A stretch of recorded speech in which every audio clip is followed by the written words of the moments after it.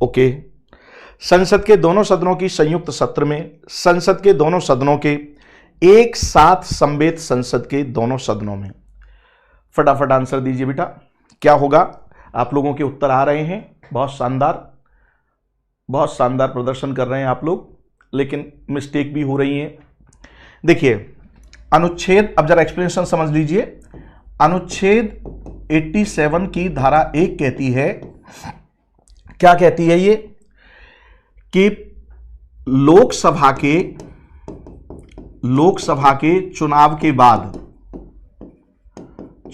बाद जो पहली बैठक होगी, पहली बैठक के समय और प्रत्येक वर्ष के प्रथम बैठक के समय राष्ट्रपति संयुक्त अभिभाषण करेंगे। क्या करेंगे? संयुक्त अभिभाषण करेंगे। इस पर हमारी काफी बातें भी हुई हैं, तो आंसर होगा बेटा इसका डी आंसर होगा। ए क्यों नहीं होगा समझिए, ये क्या कह रहा है, संसद के दोनों सदनों की संयुक्त बैठक में संयुक्त अधिवेशन, ये गलत है। अधिवेशन नहीं होता है, ये जो बात कही है ना, संयुक्त अधिवेशन और संयुक्त बैठक, यानी ज्वाइंट सिटिंग में संबोधन नहीं करेंगे। ये क्या करते हैं, दोनों सदनों को एक साथ बुलाते हैं, राइट ना, और देन फिर उसका संबोधन करते हैं, यानी संयुक्त अभिभाषण होता है। तो ये क्या हो गया आपका, गलत हो गया। शब्दों के फेर को समझना बहुत जरूरी है। क्या कह रहा है ये, संसद के दोनों सदनों की संयुक्त बैठक में, तो ये गलत है। संयुक्त बैठक होना एक अलग बात होती है, और फिर कह रहा है संयुक्त अधिवेशन में, तो नो, रॉन्ग है ये बात आ गई अनुच्छेद 108 की। तो 108 के समय पर थोड़ी नहीं, वो या तो गतिरोध की स्थिति हो, या मान लीजिए आपने कोई संयुक्त बैठक किसी अन्य परिप्रेक्ष्य में बुलाई हो, तो वो नहीं। 87 की धारा 1 कहती है कि इन परिस्थितियों में, यानी कब, जब लोकसभा का चुनाव होगा, जैसे अभी लोकसभा का चुनाव होगा और उसकी प्रथम बैठक होगी, तो उस समय राष्ट्रपति दोनों सदनों को संयुक्त रूप से संबोधित करेंगे। और फिर प्रत्येक वर्ष, जब वित्तीय वर्ष शुरू होता है, यानी प्रत्येक वर्ष के आरंभ में जो पहली बैठक होगी, उस समय भी दोनों सदनों को संयुक्त रूप से संबोधित करते हैं। अब इसमें संबोधन क्या होता है, संबोधन होता है मंत्री परिषद का उस वर्ष के लिए कार्यक्रम की उद्घोषणा होती है, यानी पॉलिसी प्रोग्राम्स क्या हैं, और इसके विरुद्ध क्या लाया जाता है, एक धन्यवाद प्रस्ताव लाया जाता है। और अगर यह धन्यवाद प्रस्ताव गिर गया लोकसभा में, तो यह सरकार की पराजय मानी जाती है। यह ध्यान रखिएगा आपको। और इस संयुक्त अभिभाषण को कौन तैयार करता है, इस संयुक्त अभिभाषण को तैयार करता है मंत्रिमंडलीय सचिवालय। ध्यान रखिएगा, मंत्रिमंडलीय सचिव इसको तैयार करवाता है, जो पूरी सरकार की नीतियों के बारे में होता है, जो राष्ट्रपति खुलासा करते हैं संयुक्त बैठक में, यानी एक प्रकार से ये दिशा बताते हैं कि अब संसद किस दिशा में काम करेगी। इसीलिए तो ध्यान से आप समझिएगा कि पार्लियामेंट किसके नेतृत्व में काम करती है, आपके कार्यपालिका के नेतृत्व में काम करती है। ये एक विशेष बात होती है। आपको बताया भी था कि संसदीय सरकार में किसका नेतृत्व होता है, तो प्रधानमंत्री का नेतृत्व होता है। तो इनके कॉन्सेप्ट हैं बेटा, कॉन्सेप्ट अगर क्लैरिटी है तो कोई प्रश्न आपकी पकड़ के बाहर नहीं जाएगा। तो ये जो आप लगा रहे हैं ये गलत है। संसद के दोनों सदनों की संयुक्त सत्र में, तो ये बात, इसमें स्पष्टीकरण नहीं है। संसद के दोनों सदनों की, ठीक है। अब इसने बोल दिया जो एप्रोप्रिएट है वो है एक साथ समवेत संसद के दोनों सदनों में, राइट नाउ। तो ये डी वाला ऑप्शन क्या होगा, बिल्कुल सही होगा इसका। चलिए आपकी स्क्रीन पर अगला प्रश्न है, और जरा इस प्रश्न पर विचार कीजिए और अपना उत्तर देने की कोशिश कीजिए। फटाफट आंसर दीजिए, क्या होगा।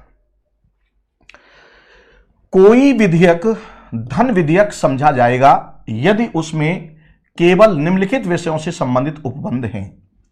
यानी धन विधेयक के बारे में कुछ उपबंध दिए हुए हैं, उन उपबंधों को ध्यान से देखिए और अपना उत्तर देने की कोशिश कीजिए। और इसमें पूछा है सही उत्तर का चुनाव कीजिए।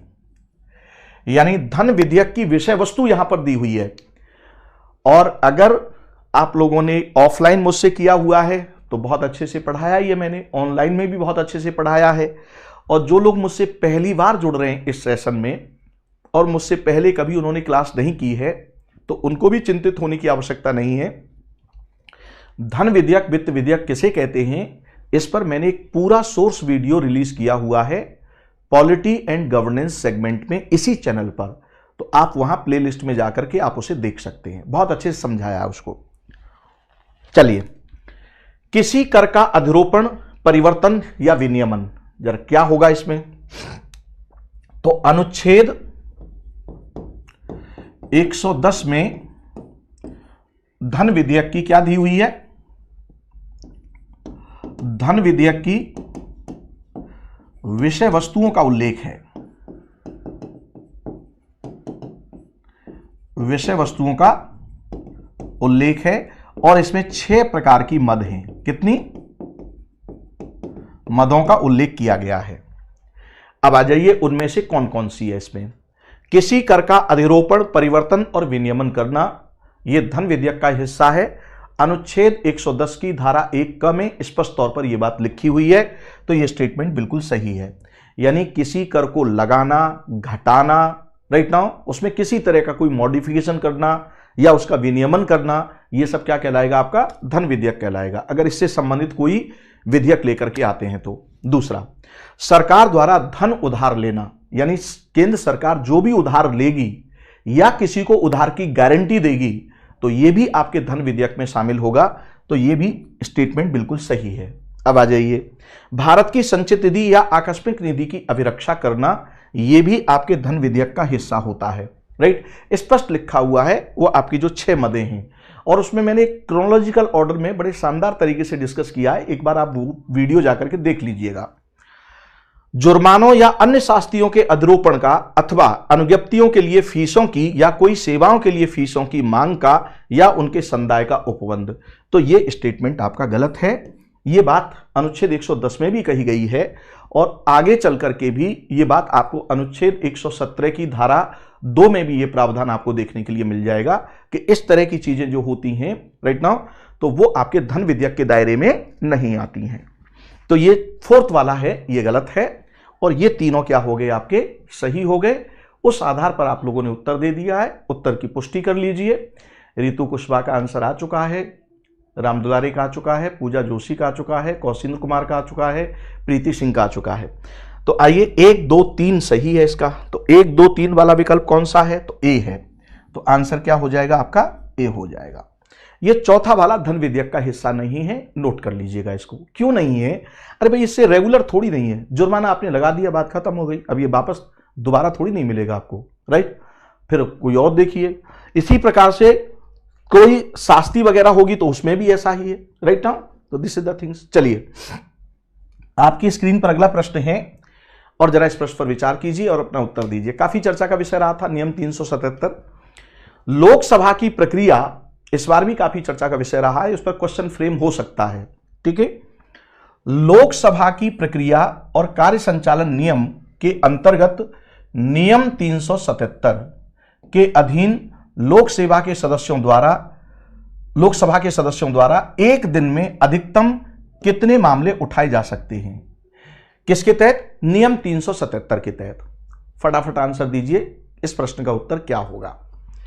19 विषय उठाए जा सकते हैं, 21 विषय उठाए जा सकते हैं, 20 विषय उठाए जा सकते हैं, 22 विषय उठाए जा सकते हैं। नियम 377 यानी rule of procedure of Lok Sabha, यानी लोकसभा की कार्रवाई के नियम, आप जैसे ही गूगल पर डालेंगे तो पीडीएफ में आ जाएगा, उसको आप डाउनलोड कर लीजिए और उठा करके नियम 377 पढ़ लीजिएगा। अगर आपने नहीं पढ़ा है तो बहुत इंपॉर्टेंट है, ध्यान से इसको देख लीजिएगा, ठीक है। तो फटाफट आंसर दीजिए, क्या होगा? प्रश्न का उत्तर नहीं आया। चलिए, मैं आपको बता देता हूं कि इसमें 20 प्रश्न उठाए जा सकते हैं। कितने? 20 प्रश्न उठाए जा सकते हैं। और ध्यान रहे कि नियम 77 के तहत जब आप मामला उठाएंगे तो कब उठाएंगे? यह मामला तब उठाया जाएगा जब जो मामला स्थगन प्रस्ताव के माध्यम से न उठाया जा सके, शून्यकाल में न उठाया जा सके, प्रश्नकाल में न उठाया जा सके, राइट नाउ, यानी अन्य जो युक्तियां दी हुई हैं उन युक्तियों में या अन्य डिवाइसेस में जब हम काम नहीं कर पाते हैं, तो फिर यह नियम 377 आता है, जिसमें लोकसभा अध्यक्ष ही, बिना लोकसभा अध्यक्ष के तो कुछ हो ही नहीं सकता, राइट नाउ, जब तक वो परमिशन नहीं देंगे, राइट। लेकिन अगर इसके तहत एक्सेप्ट कर लिया, लोकसभा अध्यक्ष ने अगर परमिशन दे दी, तो फिर उस पर कितने मामले उठा सकते हैं आप? 20 मामले उठा सकते हैं राइट नाउ नियम 177 के तहत की कार्रवाई में। ठीक है 20। चलिए आपकी स्क्रीन पर अगला प्रश्न है और जरा इस प्रश्न पर विचार कीजिए और अपना उत्तर देने की कोशिश कीजिए। इसमें कुछ साधारण किस्म के भी प्रश्न हैं और कुछ आपके जटिल भी हैं। जटिलों की संख्या ज्यादा होगी और साधारण प्रश्नों की संख्या कम होगी, क्योंकि न तो अब यूपीपीसीएस पूछ रहा है, न ही आरपीएससी पूछ रहा है, ना ही बीपीएससी पूछ रहा है। जब बीपीएससी लेवल के जो झारखंड लेवल के जो पीसीएस है, जब वहां पर इस तरह के प्रश्न नहीं पूछे जा रहे हैं, अब इस तरह के जो प्रश्न हैं, जो छोटे लेवल के प्रश्न वन लाइनर, वो कहां शिफ्ट हो गए हैं? वो वनडे टेस्ट में चले गए हैं राइट नाउ। जो कभी यूपी पीसीएस का स्टैंडर्ड हुआ करता था, जो पीसीएस स्टैंडर्ड हुआ करता था, वो अब वनडे टेस्ट में चला गया राइट। चलिए प्रश्न आपकी स्क्रीन पर है और इसका उत्तर दीजिए। निम्नलिखित विधेयकों में से किन्हें पारित करने के लिए संसद के दोनों सदनों के बीच गतिरोध को सुलझाने हेतु संसद की एक संयुक्त बैठक की सहायता ली जाती है? यानी संसद के बीच गतिरोध पैदा हो गया विधेयक को पारित करने में, तो वो कौन सा विधेयक है जिसे पूरा करने के लिए राइट नाउ आपके संयुक्त बैठक बुलाई जाती है? धन विधेयक को लेकर के, संवैधानिक संशोधन विधेयक को लेकर के, साधारण विधेयक को लेकर के, और नीचे दिए गए कूट का प्रयोग कर सही उत्तर का चुनाव कीजिए। बताइए, फटाफट आंसर दीजिए बेटा। यस,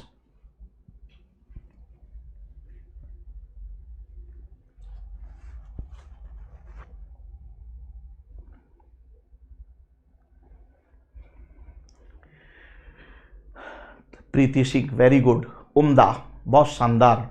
अजय, कौशिंद्र कुमार, पूजा, बहुत शानदार खेल रहे हैं बेटा, बहुत अच्छा, बहुत अच्छा।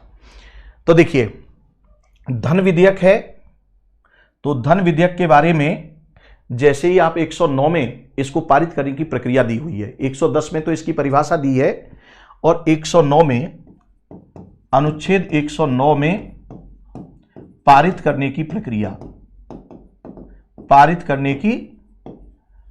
प्रक्रिया दी हुई है। ठीक है 109 में, और उसमें क्या लिखा हुआ है कि भाई राज्यसभा, जब धन विधेयक लोकसभा में पहले पेश किया जाएगा और जब धन विधेयक लोकसभा में पास हो जाएगा तो अब लोकसभा का अध्यक्ष उस पर उसकी पृष्ठ पर लिखेगा कि यह धन विधेयक है, और अब उसे कहां भेजेगा? वो राज्यसभा में भेजेगा।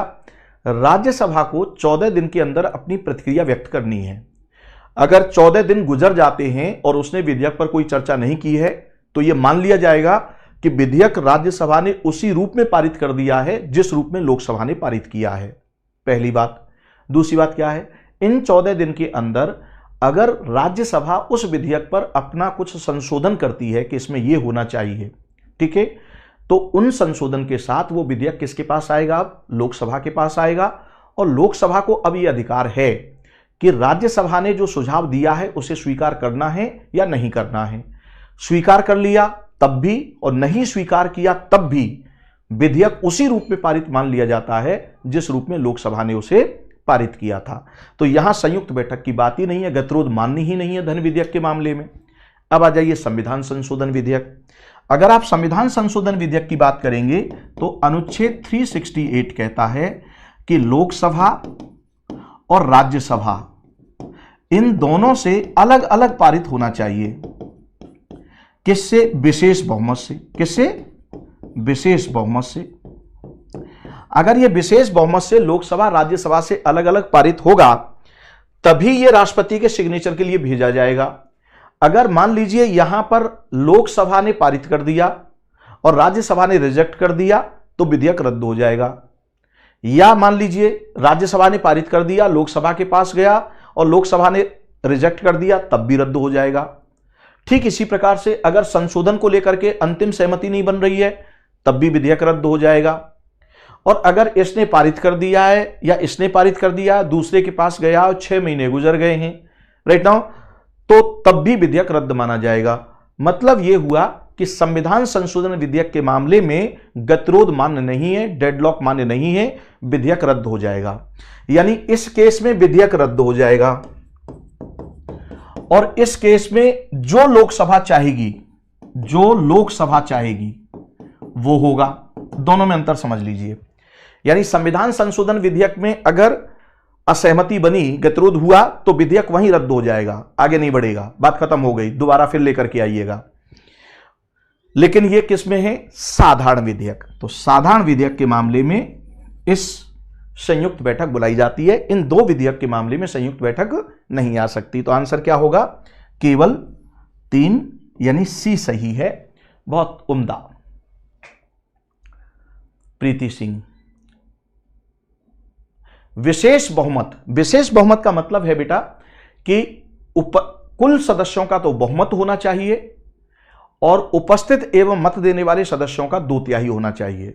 राइट नाउ इस तरह के प्रश्नों से बहुत जल्दी आप रूबरू होने वाले हैं। अभी तो सेशन स्टार्ट हुआ है, जरा आगे बढ़िए। चलिए, आपकी स्क्रीन पर अगला प्रश्न है और जरा इस प्रश्न पर विचार कीजिए और अपना उत्तर देने की कोशिश कीजिए। फटाफट आंसर दीजिए बेटा, क्या उत्तर होगा? निम्नांकित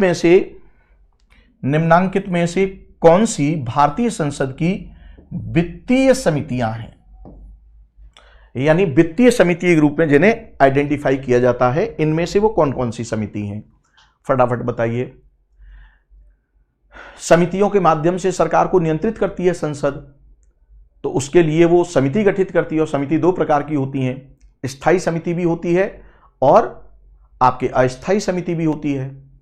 तो स्थायी समितियों में आप देखेंगे कि वित्तीय समितियां हैं और अन्य प्रकृति की भी समितियां होती हैं स्थायी समितियों में।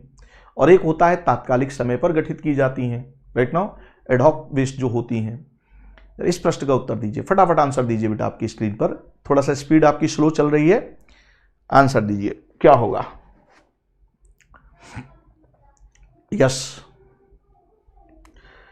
प्राक्कलन समिति, लोकलेखा समिति, लोकोपक्रम समिति, संसद सदस्यों के वेतन तथा भत्तों संबंधी संयुक्त समिति। फटाफट आंसर दीजिए बेटा। तो देखिए, प्राक्कलन समिति है, ये आपकी वित्तीय समिति हो गई। लोकलेखा समिति है, ये भी वित्तीय समिति हुई। और लोकोपक्रम समिति है, ये भी वित्तीय समिति हुई।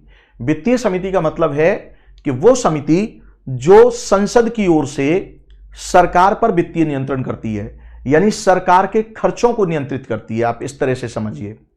लेकिन संसद सदस्यों के वेतन तथा भत्तों संबंधी जो संयुक्त समिति होती है, इसको वित्तीय समिति नहीं कहेंगे। राइट नाउ क्यों नहीं कहेंगे? क्योंकि इसमें ऐसा नहीं है। देखिए, इनका संबंध किससे है?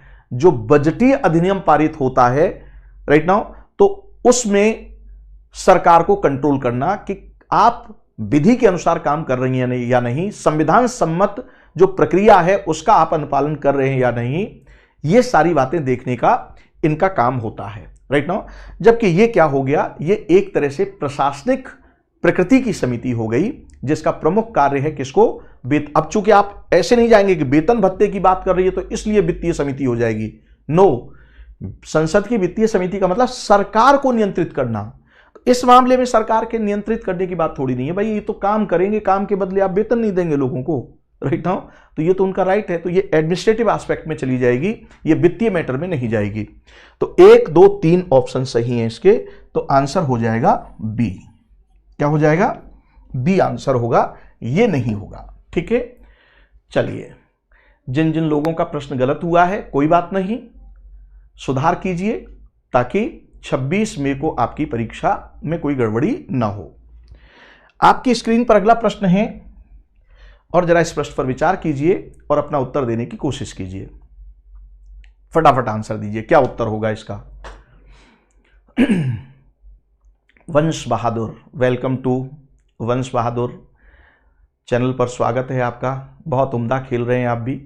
चलिए, फटाफट आंसर दीजिए और बेटा सेशन को शेयर भी कर दीजिए, अपने दोस्तों के बीच में शेयर कीजिए। और जैसा कि मैंने आपको बताया है कि सोशल मीडिया के माध्यम से विभिन्न प्लेटफॉर्म है और आप लोगों का नेटवर्क बड़ा मजबूत है। बहुत सारे इस तरह के चैनल से आप जुड़े होते हैं जिसमें बहुत सारे सब्सक्राइबर्स होते हैं। तो कभी वीडियो क्लिप वहाँ पर छोड़ दी, राइट नाउ, कुछ नहीं, आप फेसबुक स्टेटस अपना लगा दिया, व्हाट्सएप स्टेटस लगा दिया, इस तरह से इसको क्या मिलेगा? सपोर्ट मिलेगा। मनीष वर्मा, 6 का बी, ओके। निम्नलिखित में से किस विधायी सदन को समाप्त किया जा सकता है? यानी विधायिका का सदन है जिसे हम समाप्त कर सकते हैं, वो कौन सा है? लोकसभा को समाप्त कर सकते हैं, विधान परिषद को समाप्त कर सकते हैं, राज्यसभा को समाप्त कर सकते हैं, विधानसभा को समाप्त कर सकते हैं। तो मैं आपको बता दूं, इसको बिल्कुल समाप्त नहीं कर सकते। संविधान संशोधन के माध्यम से भी इसको समाप्त कर सकते हैं आप अनुच्छेद 169 के तहत।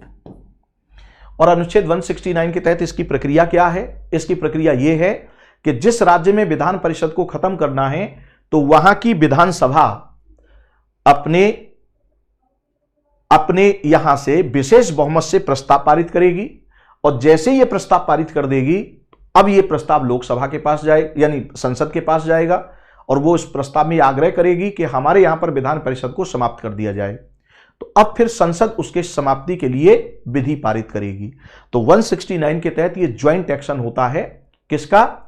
उस राज्य की विधानसभा का और संसद का। राज्य की विधानसभा स्टेप उठाने के लिए विधेयक प्रस्ताव पारित करती है, फिर उसके अकॉर्डिंग संसद विधि बना करके वो काम करती है। यह संदेश दिया है आर्टिकल 169 में। इसलिए आंसर बी होगा। राज्यसभा का सवाल ही नहीं उठता है, विधानसभा का सवाल ही नहीं उठता है। राइट नाउ, तो इसको हम समाप्ति भी कर सकते हैं और इसका सृजन भी कर सकते हैं। क्या कर सकते हैं? सृजन भी।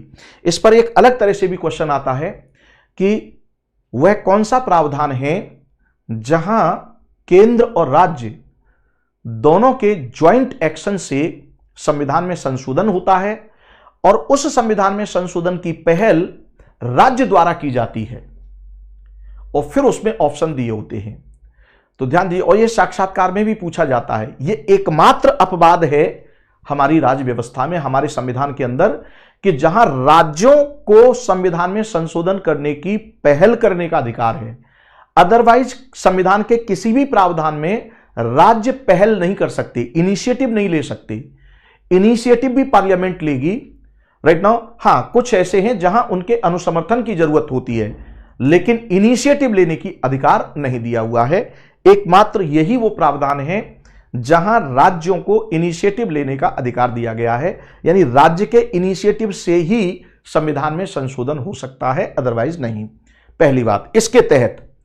और ध्यान दीजिए, एक और खास बात है, यहां एक और प्रश्न बनता है कि 169 के तहत जब कोई राज्य ये विधेयक पारित कर दे, यानी प्रस्ताव पारित कर दे कि वहां पर विधान परिषद को समाप्त कर दिया जाए या विधान परिषद का गठन किया जाए, तो क्या उस प्रस्ताव के अनुसार संसद एक्शन लेने के लिए बाध्य है? तो इस प्रश्न का उत्तर है नहीं। इस प्रश्न का उत्तर क्या है? नहीं। यानी अभी आप राजस्थान को आप ले लीजिए, राजस्थान ने कई बार से प्रस्ताव पारित करके केंद्र को भेजा है और यह कहा है कि भाई हमारे यहां पर विधान परिषद का गठन करवा दीजिए, लेकिन संसद ने उसके लिए लॉ पास नहीं किया है और अभी तक राजस्थान में विधान परिषद का गठन नहीं हुआ है।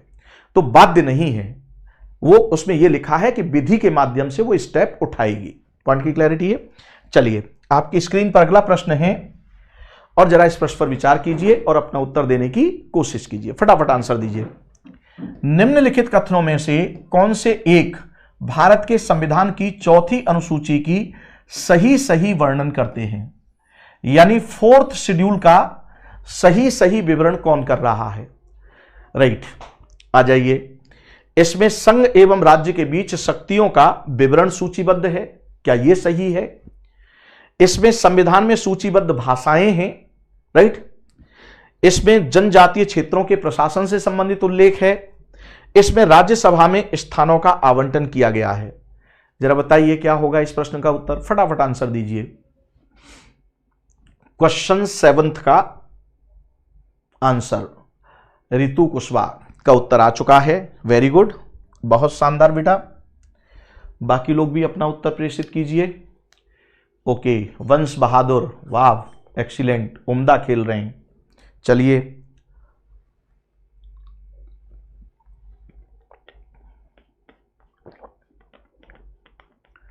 वंश बहादुर, चलिए आगे बढ़िए।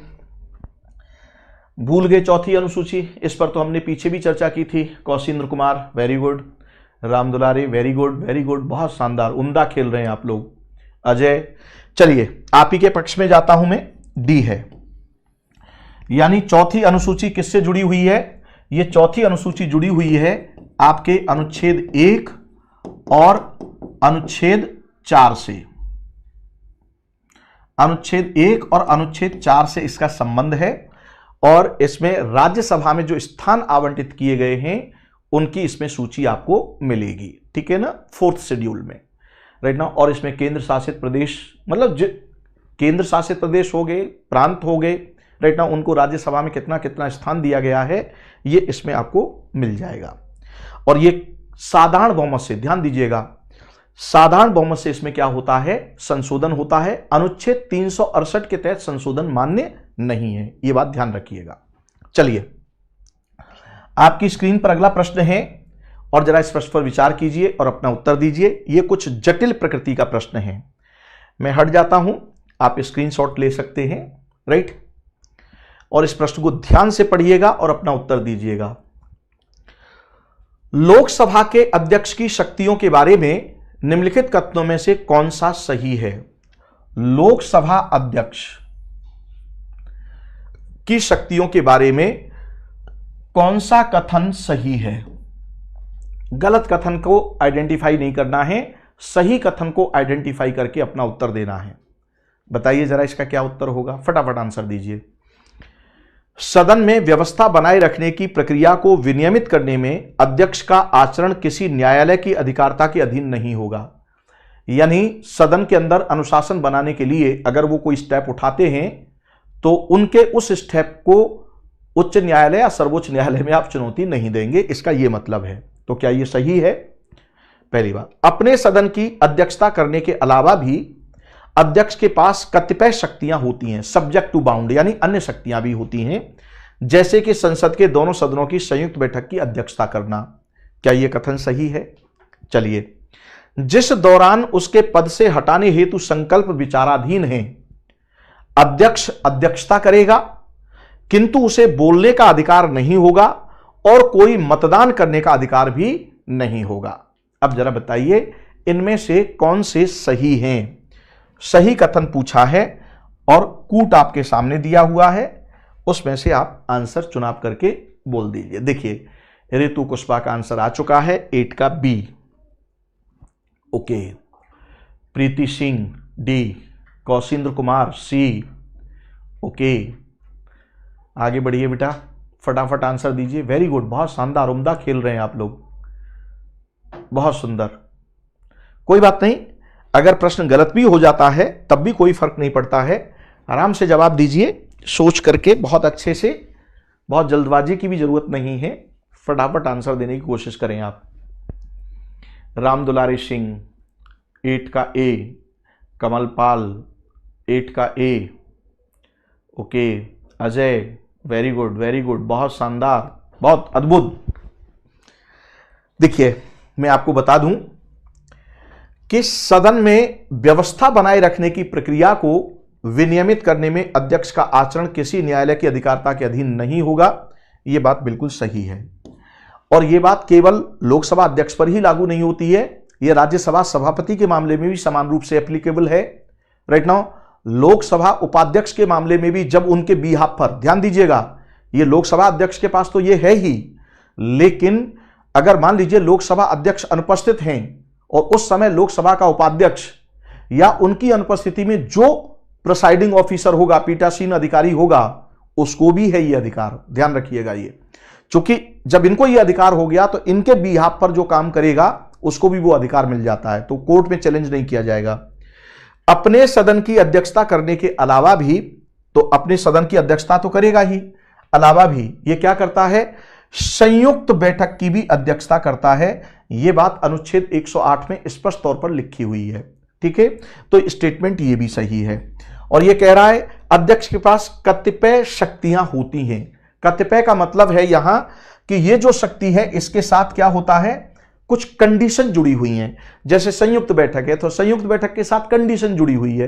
अब ऐसा थोड़ी नहीं है कि संयुक्त बैठक जब मन चाहेगा तब बुला लेंगे, यानी जब संसद के सदनों में गतिरोध पैदा हो जाता है और गतिरोध की 3 शर्तें दी हुई हैं तब यह संयुक्त बैठक बुलाई जाएगी, अदरवाइज नहीं बुलाई जाएगी। That is the things. चलिए जिस दौरान उसके पद से हटाने हेतु संकल्प विचाराधीन है अध्यक्ष अध्यक्षता करेगा, यह गलत है।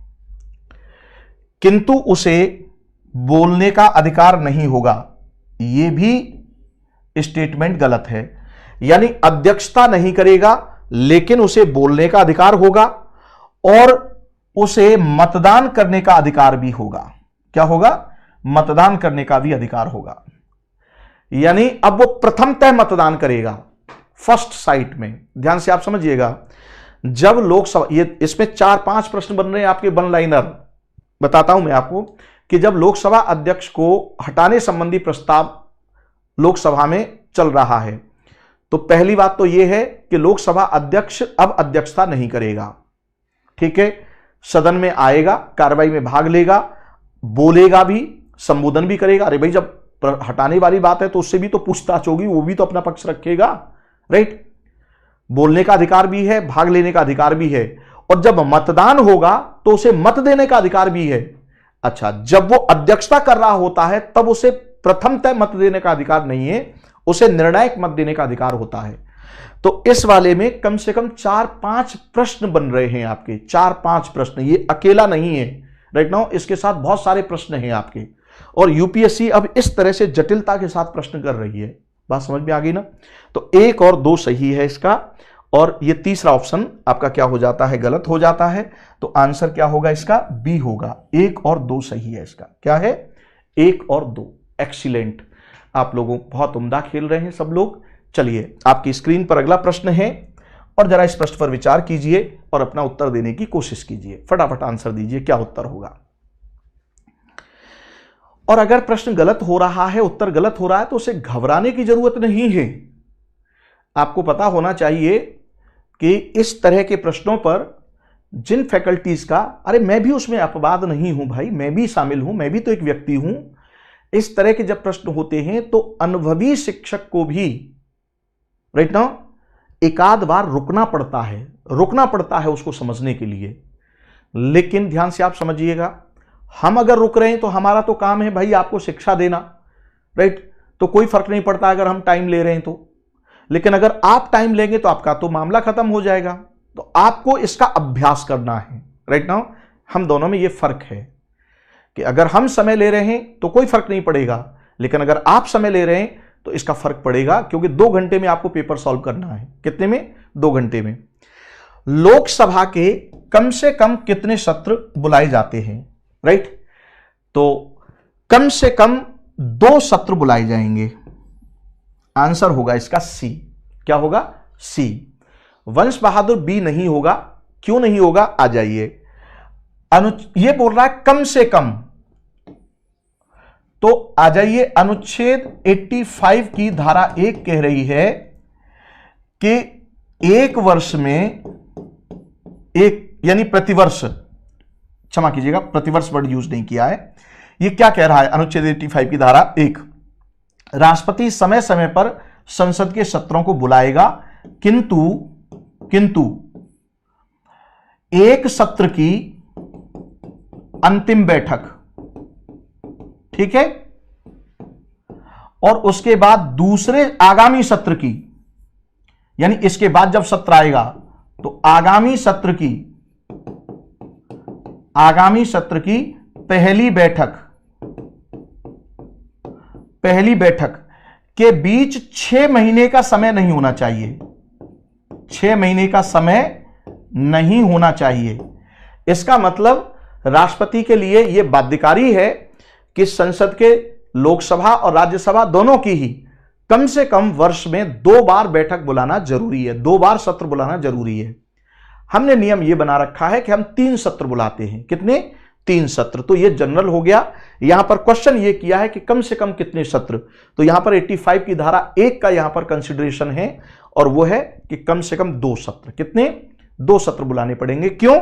क्योंकि जो सत्र चल रहा है इसकी अंतिम बैठक, उसके बाद सत्रावसान हो गया, फिर जब आगामी बैठक जब आप बुलाएंगे तो इसके बीच 6 महीने का समय नहीं होना चाहिए। तो 6 महीने का मतलब क्या हुआ? 1 साल हो गया। तो इसका मतलब 1 साल में क्या होने चाहिए? 2 सत्र बुलाने चाहिए कम से कम। इतना तो आपको बुलाना पड़ेगा। इसके बाद में आप 3 बुलाइए, 4 बुलाइए, 5 बुलाइए, 6 बुलाइए, ये अब आपके ऊपर निर्भर करता है, राइट। उस पर कोई प्रतिबंध नहीं है। इन जनरल हमने 3 सत्र की बात कर रखी है, ठीक है। चलिए, आपकी स्क्रीन पर अगला प्रश्न है और जरा इस प्रश्न पर विचार कीजिए और अपना उत्तर देने की कोशिश कीजिए। क्या है? निम्नलिखित कथनों में से कौन सा कथन असत्य है? यानी जो कथन असत्य है उसको आइडेंटिफाई करके बताना है। क्या होगा? रामदुलारे सिंह सर, 1 सप्ताह में 1 मैराथन लगा दीजिए किसी भी विषय पर। ओके बेटा, आपको बहुत जल्दी फिर मिलने वाली है। आप लोगों ने कहा है ना कि संवैधानिक संशोधन पर वो कमेंट किया था ना आप लोगों ने, तो वो है हमारे पास कमेंट। तो आप लोगों को मैराथन मिलती रहेंगी, आप चिंता ना करें। सप्ताह में नहीं, 2-3 मैराथन मिल जाएंगी आपको। राइट नाउ शेड्यूल कर रहे हैं उन सब चीजों को। आप लोगों का रिस्पॉन्स देख रहे हैं। देखिए, हम तो सर्विस देने के लिए बैठे हुए हैं। आपके जो कमेंट आते हैं, आपका जो चैनल पर एंगेजमेंट है, उनके आधार पर हम असेस करते रहते हैं और उसी हिसाब से शेड्यूल करते रहते हैं आपकी क्लासेस, ठीक है। कुर्बान अली, गुड इवनिंग बेटा, गुड इवनिंग। निम्नलिखित कथनों में कौन सा कथन असत्य है? अब इस प्रश्न का उत्तर दीजिए। 10वें प्रश्न का उत्तर कुर्बान अली का आ चुका है, कौशिक कुमार का आ चुका है, प्रीति सिंह का भी आ चुका है। आ जाइए, बाकी लोग भी उत्तर दीजिए, मैं इसका आंसर दे देता हूं। असत्य, संसद के दोनों सदनों में एक विपक्ष का नेता होता है। तो यह कथन तो बिल्कुल सही है। विपक्ष के नेता के पास लोकसभा में कम से कम 55 सदस्य तथा राज्यसभा में 25 सदस्य होने चाहिए, राइट। यानी 10% की बात की गई है, तो 55 और 25, राइट। अब भाई 24.5 यानी 245 का 10% 24.5 निकल रहा है, तो 24.5 तो हो नहीं सकता, 25 ही होगा ना 10%, यानी 10%, 10%। तो यह स्टेटमेंट भी सही है। 1985 में पहली बार विपक्ष के नेता को मान्यता मिली। विपक्ष के नेता को वेतन भत्ते तथा सुविधाएं कैबिनेट मंत्री की तरह मिलती हैं। तो देखिए, यह स्टेटमेंट सही है, यह स्टेटमेंट सही है, यह स्टेटमेंट सही है, यह स्टेटमेंट गलत है। और यह स्टेटमेंट गलत क्यों हुआ है? क्योंकि यह काम आपका 1977 में हो गया था। कब हुआ था? 1977 में हुआ था ये, और यहां लिख दिया इन्होंने 1985। तो 1985 में रिकॉग्नाइज नहीं किया गया था, 1977 में रिकॉग्नाइज किया गया था, और यह कहा गया था कि कैबिनेट मंत्री के बराबर इन्हें वेतन भत्ते दिए जाएंगे। Is it clear? चलिए, आपकी स्क्रीन पर अगला प्रश्न है और जरा इस प्रश्न पर विचार कीजिए और अपना उत्तर दीजिए। इस तरह से भी आपसे प्रश्न पूछा जाता है, इस तरह से भी प्रश्न का डिजाइन होता है। इसका भी आप आंसर दीजिए, फटाफट आंसर दीजिए बेटा। क्या होगा? यस। सूची 1 को सूची 2 से सुमेलित कीजिए तथा सूचियों के नीचे दिए गए सही उत्तर का चयन कीजिए। सुमेलित करना है, यानी एक तरफ आपकी क्या दे दी हुई है? इंस्टीट्यूशन दे दिए हुए हैं, और दूसरी तरफ उनसे जुड़े हुए अनुच्छेद। जरा बताइए, इसको इंटरकनेक्ट करके क्या आंसर होगा? फटाफट आंसर दीजिए। यस, फटाफट आंसर दीजिए बेटा, क्या होगा?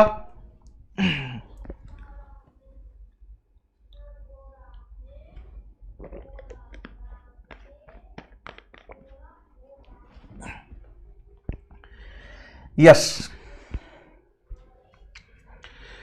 संसद का गठन किस अनुच्छेद में है? तो अनुच्छेद 79 में। बिल्कुल सही है ये।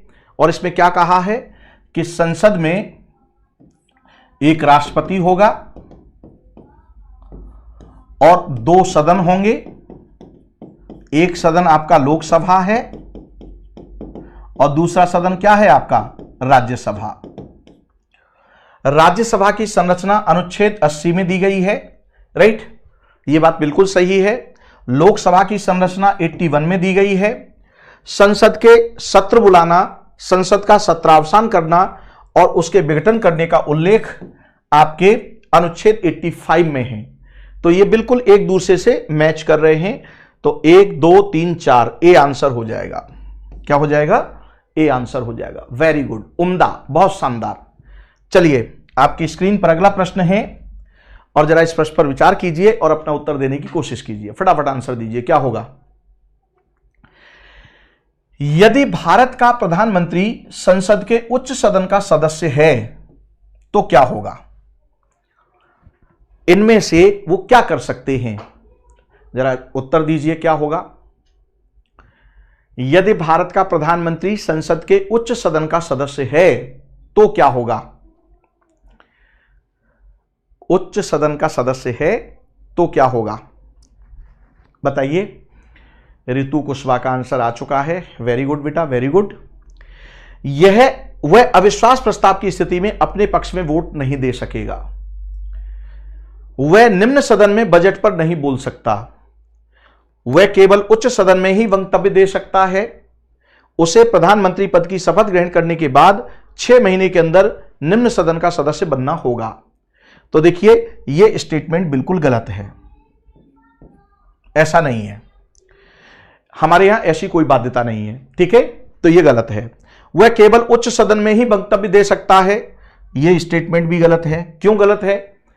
अरे भाई, अगर आप राज्यसभा के सदस्य को आप प्रधानमंत्री बना देंगे, ठीक है, अब वो केवल राज्यसभा में ही वक्तव्य दे सकता है, इसका मतलब यह हुआ कि लोकसभा में वो जा ही नहीं सकता।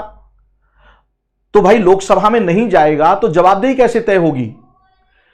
मंत्रिपरिषद की सामूहिक जवाबदेही तो लोकसभा के प्रति है। तो यह स्टेटमेंट भी गलत हो गया।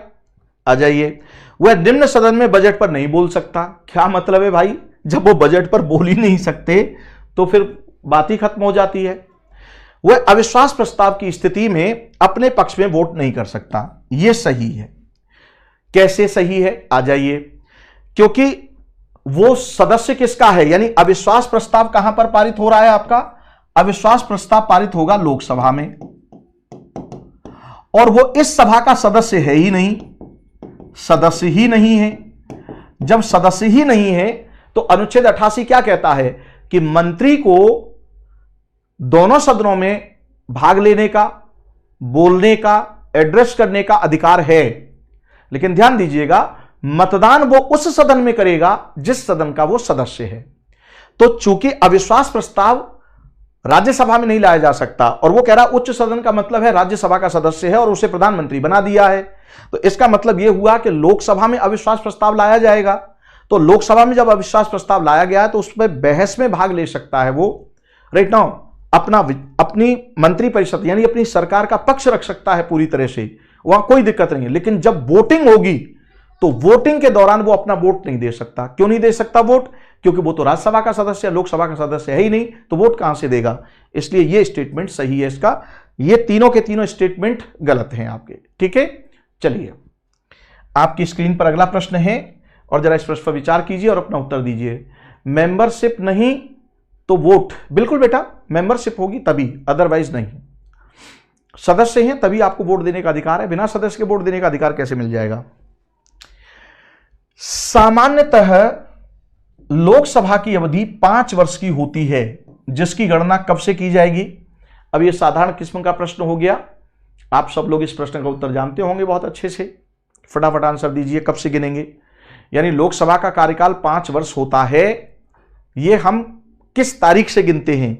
लोकसभा के लिए चुनाव के दिन से, यानी जिस दिन चुनाव हुआ है लोकसभा का, लोकसभा के प्रथम अधिवेशन की तारीख से, राइट, लोकसभा की मतगणना के दिन से, या इनमें से कोई नहीं? फटाफट आंसर दीजिए। 13 कौशिंद्र कुमार का डी आंसर आ रहा है, इनमें से कोई नहीं। तो भैया कौशिंद्र कौन सा होगा? राइट, फटाफट आंसर दीजिए। यस, प्रीति सिंह भी आ गई, डी, यानी इनमें से कोई नहीं। तो मैं आपको बता दूं कि लोकसभा के प्रथम अधिवेशन की तारीख से, यानी जब लोकसभा का चुनाव हो जाता है, लोकसभा का चुनाव होगा और चुनाव होने के बाद में जब उसकी प्रथम बैठक होगी, तो इस प्रथम बैठक में क्या क्या काम होना है? इस प्रथम बैठक में प्रोटेम स्पीकर की नियुक्ति करते हैं राष्ट्रपति और उसे शपथ दिलाते हैं, और वो प्रोटेम स्पीकर अब इन सभी सदस्यों को क्या करता है? शपथ दिलाता है इनके स्थान ग्रहण करने से पहले। तो उसी तारीख से 5 वर्ष इनका कार्यकाल होता है, और यह बात आपके कॉन्स्टिट्यूशन में लिखी हुई है। कैसे आप गलती कर गए? देखो, यह रहा आपका संविधान, और संविधान में आप आ जाइए 83 में देखो ये रहा,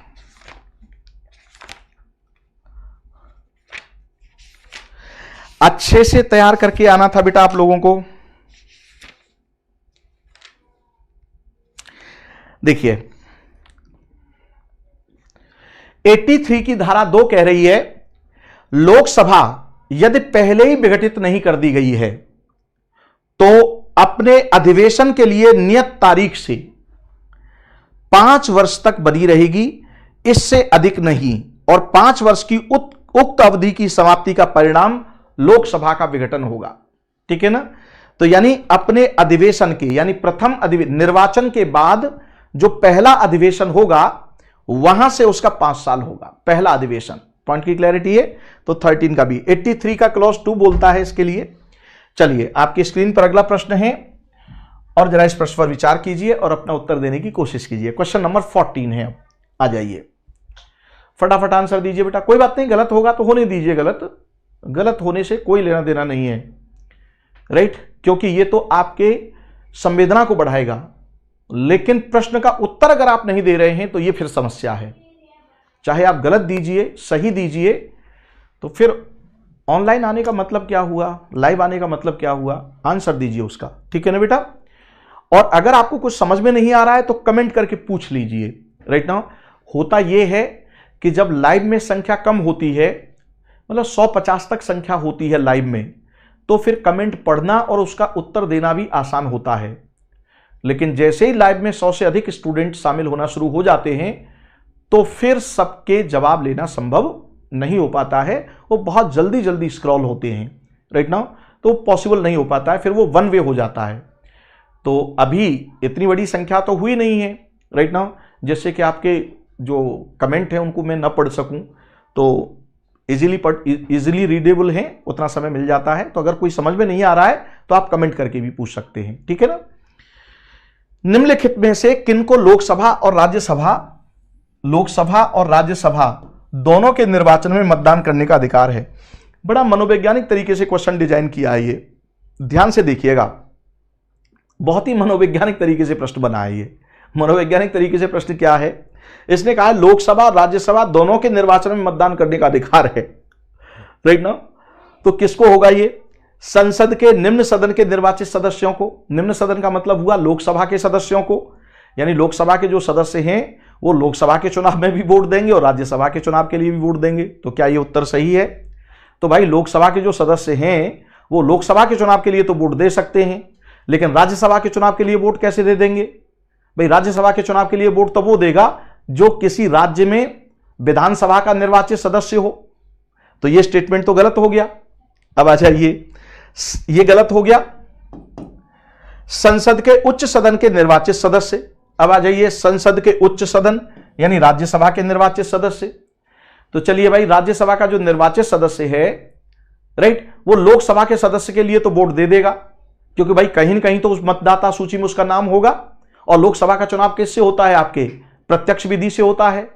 तो भाई उसका भी तो कहीं न कहीं रजिस्टर्ड होगा ना किसी न किसी जो है कंस्टिट्यूंसी में, तो वहां पर वो वोट दे देगा। लोकसभा के सदस्य के लिए तो वोट दे देगा, लेकिन राज्यसभा के सदस्य के लिए वोट कैसे देगा? भाई राज्यसभा के सदस्य के लिए तो वोट आप तब दे पाएंगे जब आप उस राज्य की, किसी राज्य की विधानसभा के आप क्या हो, सदस्य हो। अगर विधानसभा के सदस्य होंगे तो आप वोट दे पाएंगे, नहीं तो नहीं। तो इसलिए ये स्टेटमेंट भी गलत हो गया। अब आ जाइए सी, राज्य विधानमंडल के उच्च सदन के निर्वाचित सदस्यों को, यानी राज्य विधानमंडल के उच्च सदन यानी विधान परिषद, यानी विधान परिषद के जो सदस्य हैं वो आपके राज्यसभा, ध्यान से आप समझ, लोकसभा के सदस्यों को तो मतदान करेंगे, लेकिन राज्यसभा के सदस्यों के मतदान करने में उनका रोल ही नहीं है। यानी राज्यसभा के सदस्यों के मतदान में कौन हिस्सा लेता है? निम्न सदन यानी विधानसभा। इसलिए यह भी स्टेटमेंट गलत हो गया। अब आ जाइए, राज्य विधानमंडल के निम्न सदन के निर्वाचित सदस्य। तो यह स्टेटमेंट बिल्कुल सही है। कैसे सही हो गया? यानी जो निर्वाचित एमएलए हैं वो राज्यसभा के सदस्य के लिए मतदाता हैं, तो राज्यसभा के सदस्यों के लिए यानी जो कैंडिडेट हैं उनके लिए वो मतदान करते हैं। तो ये तो है ही। अब आ जाइए, वो लोकसभा के सदस्य के लिए भी जो निर्वाचन होगा तो उसमें भी वो मतदान करेंगे। क्यों? क्योंकि कहीं किसी न किसी मतदाता सूची में तो उनका नाम होगा ना। तो जो प्रत्यक्ष विधि से हो रहा है तो एक वयस्क नागरिक होने के नाते उन्हें वोट देने का अधिकार है लोकसभा के सदस्य का। और चूंकि राज्य विधानसभा के वो निर्वाचित सदस्य हैं इसलिए उन्हें वोट देने का अधिकार है राज्यसभा के निर्वाचन में। तो आर्टिकल क्या हो जाएगा? 14 का डी हो जाएगा। देखिए बहुत अच्छा प्रश्न डिजाइन किया है, ये बहुत दिमाग लगा करके डिजाइन किया है। DTX सागर, वेलकम टू बेटा। मैं तो पहली बार देख रहा हूं आपको, आपकी कमेंट को, और आपका स्वागत है इस कम्युनिटी में। जिगीसा परिवार के इस चैनल पर आपका स्वागत है और आपके लिए क्लैपिंग। चलिए, और अगर ये सेशन आपको अच्छा लगे तो जरूर इसे सब्सक्राइब करें और इसे अपने लोगों में, अपने मित्रों में भी इसको सर्कुलेट करें, उनको भी इसके बारे में बताएं। चलिए, आपकी स्क्रीन पर अगला प्रश्न है और जरा इस प्रश्न पर विचार कीजिए और अपना उत्तर दीजिए। कोई नहीं, गलत हो गए तो हो जाने दीजिए, आगे बढ़िए। तभी तो आपका अभ्यास अच्छा होगा, अभ्यास अच्छा हो जाएगा। चलिए फटाफट आंसर दीजिए, क्या होगा? निम्नलिखित में से कौन राज्यपाल की एकांतिक, क्षमा कीजिएगा, राज्यसभा की एकांतिक शक्ति के अंतर्गत आता है? यानी जो आपकी स्पेशल पावर है। कोई बात नहीं, कोई बात नहीं, ये तो एग्जाम हॉल में भी अधिकार है आपको ऑप्शन चेंज करने का। तो चलिए 15 क्वेश्चन आपकी स्क्रीन पर है और फटाफट आंसर दीजिए, क्या होगा इसका? एकांतिक शक्ति यानी जो, देखिए लोकसभा की भी स्पेशल पावर है जो राज्यसभा की नहीं है, राज्यसभा की भी कुछ स्पेशल पावर हैं जो लोकसभा के पास नहीं है, ठीक। और कुछ पावर ऐसी हैं जहां लोकसभा और राज्यसभा को बराबर का अधिकार है। देखिए 3 स्टेज हैं लोकसभा राज्यसभा के बीच। एक स्टेज वो है जहां दोनों को बराबर अधिकार है।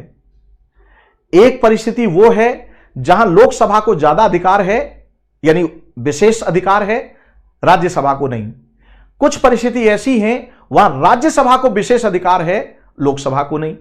अब इसने पूछा है कि राज्यसभा का जो विशेषाधिकार है उस मामले में आइडेंटिफाई कीजिए, क्या होगा? तो नई अखिल भारतीय सेवा का सृजन। अब देखिए यहां उसने सृजन शब्द यूज कर दिया है तो कोई दिक्कत नहीं है। क्यों नहीं है? क्योंकि यहां पर अन्य ऑप्शन नहीं है, ठीक है ना। तो ये आप वर्ड यूज कर सकते हैं, लेकिन जब संसद और राज्यसभा का कंपैरिजन आए तो संसद सृजित करती है, राज्यसभा नहीं। इस कंसेप्ट को ध्यान रखिएगा। नई अखिल भारतीय सेवा का सृजन, आगे पढ़ने की आवश्यकता ही नहीं रह जाती है। हां, लेकिन पढ़ना इसलिए जरूरी है कि मान लो आगे संसद वर्ड यूज किया हुआ है तो ऑप्शन जरूर देख लेने हैं, क्योंकि कई बार 2 विकल्प सही होते हैं, उनमें से सर्वाधिक उपयुक्त विकल्प पर आपको टिक करना होता है, ऐसा भी होता है। तो आर्टिकल अनुच्छेद 312 के तहत राज्यसभा को यह अधिकार दिया गया है कि वह विशेष बहुमत से राष्ट्रीय हित में यह प्रस्ताव पारित करेगी कि इस क्षेत्र में अखिल भारतीय सेवा का गठन किया जाए। तभी संसद फिर विधेयक पारित करके उस क्षेत्र में अखिल भारतीय सेवा का गठन कर सकती है, अदरवाइज नहीं। यानी संसद को अखिल भारतीय सेवा का सृजन करने के लिए अधिकार कौन देती है? तो अधिकार देती है राज्यसभा। ठीक इसी प्रकार से अनुच्छेद 249 के तहत, अब यहां एक ये भी 249 भी आ जाता है कि राज्य सूची के विषय पर संसद को कानून बनाने का अधिकार कौन देती है? राज्यसभा, अनुच्छेद 249 के तहत राष्ट्रीय महत्व का घोषित करके, ठीक है। तो ये राज्यसभा की स्पेशल पावर हो गई। राज्यसभा की एक और स्पेशल पावर है आपातकाल के मामले में। कब? जब लोकसभा का विघटन हो जाए, यानी लोकसभा अस्तित्व में न हो, विघटित हो लोकसभा, प्रस्ताव पारित करने से पहले विघटित हो जाए या पहले से ही विघटित हो, तो आपात, तीनों प्रकार के आपात लगाने का अधिकार किसके पास है? राज्यसभा के। यानी वो राष्ट्रीय आपात लगा सकती है। कब? जब लोकसभा का विघटन हो। वह अनुच्छेद 356 को भी लगा सकती है। कब? जब लोकसभा का विघटन हो। अनुच्छेद 360 के तहत वित्तीय आपात को भी लगा सकती है। कब? जब लोकसभा का विघटन हो। तो यह विशेष शक्ति हो गई किसकी? लोकसभा, राज्यसभा की। पॉइंट की क्लैरिटी है। तो यहां पर किसको टिक करेंगे आप? एक को टिक करेंगे। आकस्मिक रिक्ति में भारत के उपराष्ट्रपति निर्वाचन नहीं, ऐसा नहीं है, यह स्टेटमेंट गलत हो गया। किसी राज्य की विधान परिषद की समाप्ति इसके हाथ में नहीं है। ये तो 169 के तहत मैंने आपको समझाया है। अपने सभापति को अपदस्थ करना, ये भी नहीं है, राइट, तो ये गलत हो गया आपका, राइट। चलिए, अच्छा आपने इसीलिए इसको लगा दिया था कि अपने सभापति को अपदस्थ करना, तो भैया ये इसकी विशेष शक्ति कैसे हो गई? इससे सहमत होना पड़ेगा किसको? लोकसभा को। इसीलिए, अच्छा आप इसीलिए इसको टिक कर रहे थे क्या? भाई इसमें एक बात और आती है, और वो बात क्या है आपकी?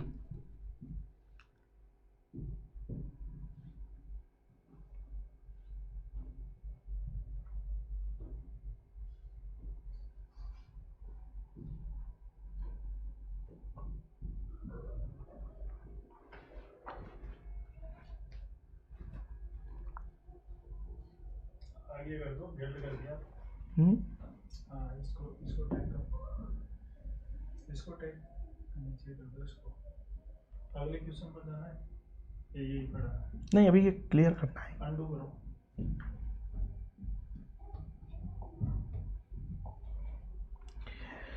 यानी इसके साथ क्या होगा आपका?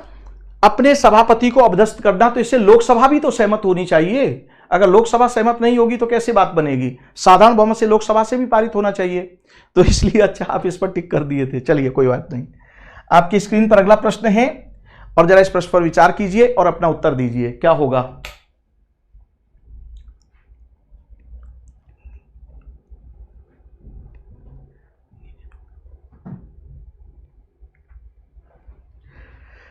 निम्न में से कौन सी शक्तियां लोकसभा को राज्यसभा की तुलना में अनन्य हैं? अब ये लोकसभा के बारे में आगे, निम्न में से कौन सी शक्तियां लोकसभा को राज्यसभा की तुलना में अनन्य रूप से प्राप्त हैं? अब ये अगला प्रश्न है। अभी स्पेशल पावर किसकी बताई थी आपने? राज्यसभा की। अब यहां पर स्पेशल पावर बताइए आप लोकसभा की, यानी वो पावर जो लोकसभा के पास है, राज्यसभा के पास नहीं। आ जाइए, वो कौन सी है?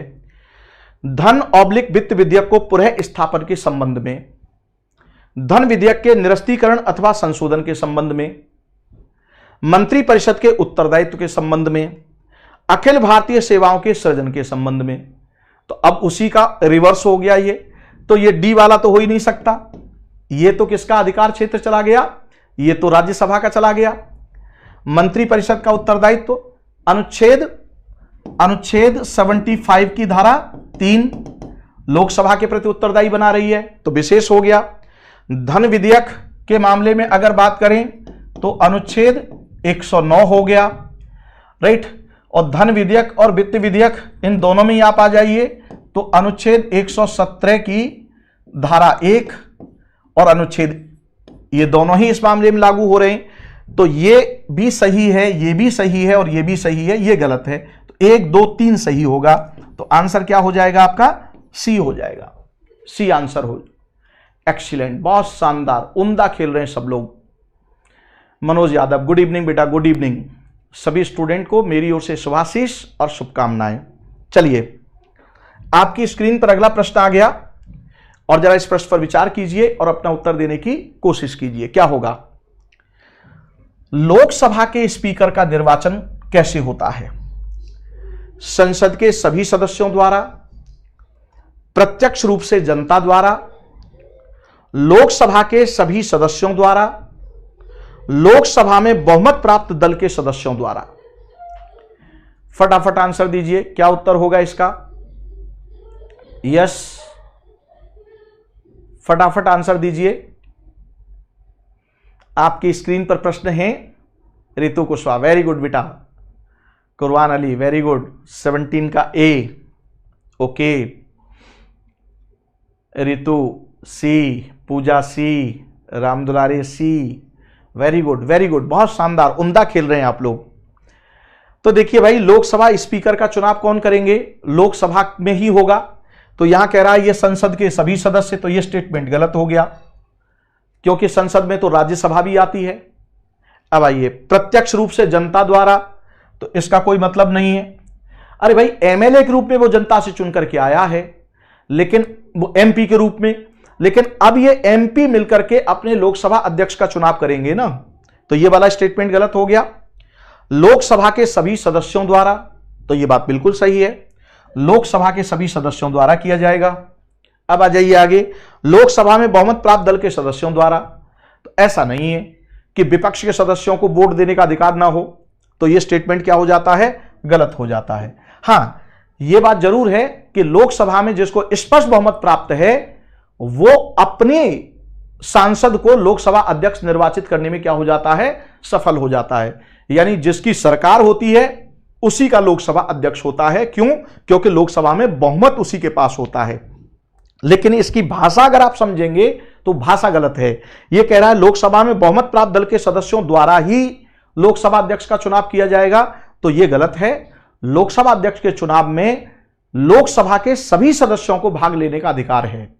उसमें मनोनीत सदस्य भी भाग लेंगे। अब तो खैर मनोनीत रहे ही नहीं, राइट नाउ 2020 से, राइट। अब तो निर्वाचित रह गए हैं। उसमें एंग्लो इंडियन को आपने क्या कर दिया, अब उसको एक्सटेंड करना बंद कर दिया हमने, राइट। तो ये अंतिम है, यानी अभी ये जो लोकसभा है, राइट, जिसका कार्यकाल समाप्त होने वाला है और अब नए चुनाव होने वाले हैं आपके, राइट नाउ अधिसूचना जारी होने वाली है। तो इसमें यहां तक एंग्लो इंडियन का कॉन्सेप्ट रहेगा, किसमें, लोकसभा में। लेकिन अब जो चुनाव होगा उसमें अब 2 एंग्लो इंडियन का कॉन्सेप्ट खत्म हो गया, जो राष्ट्रपति द्वारा मनोनीत किए जाते हैं, क्योंकि हमने उसको एक्सटेंड नहीं किया है। चलिए, तो आंसर क्या होगा आपका, सी होगा। क्लियर हो गया, दोनों में कंफर्मेशन हो गई बेटा, क्लियर है। कमल कुमार 17 का A कैसे कर दिया आपने? संसद के दोनों सदन थोड़ी नहीं करेंगे, लोकसभा स्पीकर का। लोकसभा अध्यक्ष के चुनाव में तो लोकसभा के सदस्यों द्वारा किया जाएगा, ऐसे कैसे गलती हो रही है। चलिए, आपकी स्क्रीन पर अगला प्रश्न है और जरा इस प्रश्न पर विचार कीजिए और अपना उत्तर दीजिए फटाफट। क्या है? संसद विधानसभा के किसी सदस्य की सदस्यता तब तक समाप्त समझी जाती है, यानी संसद या विधानसभा के किसी सदस्य की सदस्यता तब समाप्त समझी जाती है जब वह बिना सदन को सूचित किए अनुपस्थित रहता है। यानी सदन को सूचना दिए बगैर, सर क्लास के लास्ट में सीए के बारे में समझा दीजिएगा। कौशिंद्र कुमार, मैं कल 6 बजे सीएए पर एक सेशन लेने जा रहा हूं, उसकी क्लास शेड्यूल हो चुकी है, कल विस्तार से बात करेंगे कौशिंद्र। तो आप भी शामिल रहें और बाकी आपके जो लोग हैं, जो भी नेटवर्क में हैं, उन सबको भी आप कहें। 6 बजे सेशन होगा ये, कल 6 बजे सेशन ले रहा हूं मैं सीएए पर, राइट। बिना सदन को सूचित किए अनुपस्थित रहता है, तो ध्यान से आप समझिए कितना है, 60 दिन का समय दिया हुआ है। कितने दिन का? 60 दिन का समय दिया हुआ है। फैक्ट है, बहुत अच्छे से तैयार होना चाहिए ये सब चीजें आपकी। चलिए आपकी, लेकिन ध्यान दीजिएगा बिना सूचना के, अगर सूचना देकर के आप रहते हैं तो आप नदारद रहिए। सचिन तेंदुलकर तो सूचना देकर के एक लंबे समय तक गायब रहते थे, राइट नाउ कहां वो आते थे, राज्यसभा में। चलिए, आपकी स्क्रीन पर अगला प्रश्न है और जरा इस प्रश्न पर विचार कीजिए और अपना उत्तर दीजिए। कम से कम संसद पर 2-3 सेशन लेंगे हम, राइट नाउ। एक सेशन से बात बनेगी नहीं, 2-3 सेशन लेंगे हम इस पर, राइट नाउ। संसदीय शब्दावली में शून्यकाल का अर्थ क्या है? यानी हमने 2 काल निर्धारित कर चुके हैं हम, प्रश्नकाल होता है और शून्यकाल होता है। तो प्रश्नकाल का, शून्यकाल का मतलब क्या है? इस शून्यकाल के बारे में पूछ रहा है कि शून्यकाल का मतलब क्या है, और उसमें से यहां पर ये स्टेटमेंट दिए हुए हैं। कमल कुमार, सर नींद आ गई थी। ओके बेटा, कोई नहीं। चलिए, एग्जाम हॉल में ऐसा नहीं होना चाहिए, समझ में आ रहा है ना। वह दिन जब लोकसभा में कोई कार्य नहीं होता है तो उस दिन को शून्यकाल कहा जाएगा। निलंबन प्रस्ताव के लिए शून्यकाल कहा जाएगा, स्थगन काल के लिए शून्यकाल कहा जाएगा, पूर्व अनुमति रहित प्रश्न उत्तर काल, यानी इसमें पहले से 10 दिन का नोटिस देने की जरूरत नहीं पड़ती है, राइट नाउ। लोकसभा अध्यक्ष, नौवीं लोकसभा अध्यक्ष के जो आपके लोकसभा अध्यक्ष थे, राइट नाउ, रे साहब, उन्होंने थोड़ा सा इसमें क्लियर कर दिया है कि भाई उस दिन आपको नोटिस कराना पड़ेगा। तो इसको भी सूचना नहीं कहेंगे, राइट नाउ। जैसे उसमें 10 दिन की सूचना होनी चाहिए या अल्प अवधि सूचना होनी चाहिए, तो इसमें बिना सूचना दिए हुए प्रश्नोत्तर होता है। यानी आप प्रश्न पूछ सकते हैं, संबंधित मंत्री के पास अगर उत्तर होगा तो वो उत्तर देगा। देखिए यहां इस शून्य काल में मंत्री उत्तर देने के लिए बाध्य नहीं है। क्यों? क्योंकि ये बिना सूचना के होता है, सेम डे पूछा जाता है ये। लेकिन प्रश्नकाल में मंत्री उत्तर देने के लिए मजबूर है। प्रश्नकाल में मंत्री उत्तर देने के लिए मजबूर क्यों है? क्योंकि पहले से आपको जानकारी दी गई थी, आपको जवाब देना है, आप बच नहीं सकते, राइट। लेकिन शून्य काल में आप जवाब नहीं भी दे सकते हैं और आप दे भी सकते हैं, दोनों ही ऑप्शन होते हैं आपके पास, ठीक है ना। तो आंसर क्या होगा आपका? डी होगा। और ये ब्रिटेन में शून्यकाल नहीं है, शून्यकाल का इजाद हमने किया है। ये भारतीय संसदीय प्रणाली का एक नवाचार भी कहा जाता है। 1 2 3 करके इसमें क्वेश्चंस आते हैं। तो आइए आनंद लीजिए, आगे प्रश्न मिल सकते हैं इससे संबंधित। चलिए आपकी स्क्रीन पर अगला प्रश्न है, प्रश्न नंबर 20। अनुच्छेद 88 किससे संबंधित है? बहुत महत्वपूर्ण अनुच्छेद है और इस पर हम लोगों ने पीछे काफी क्वेश्चन भी सॉल्व कराए थे, आपको बहुत सारे प्रश्न सॉल्व हुए थे पिछले वाले सेशन में, राइट। जरा बताइए। यानी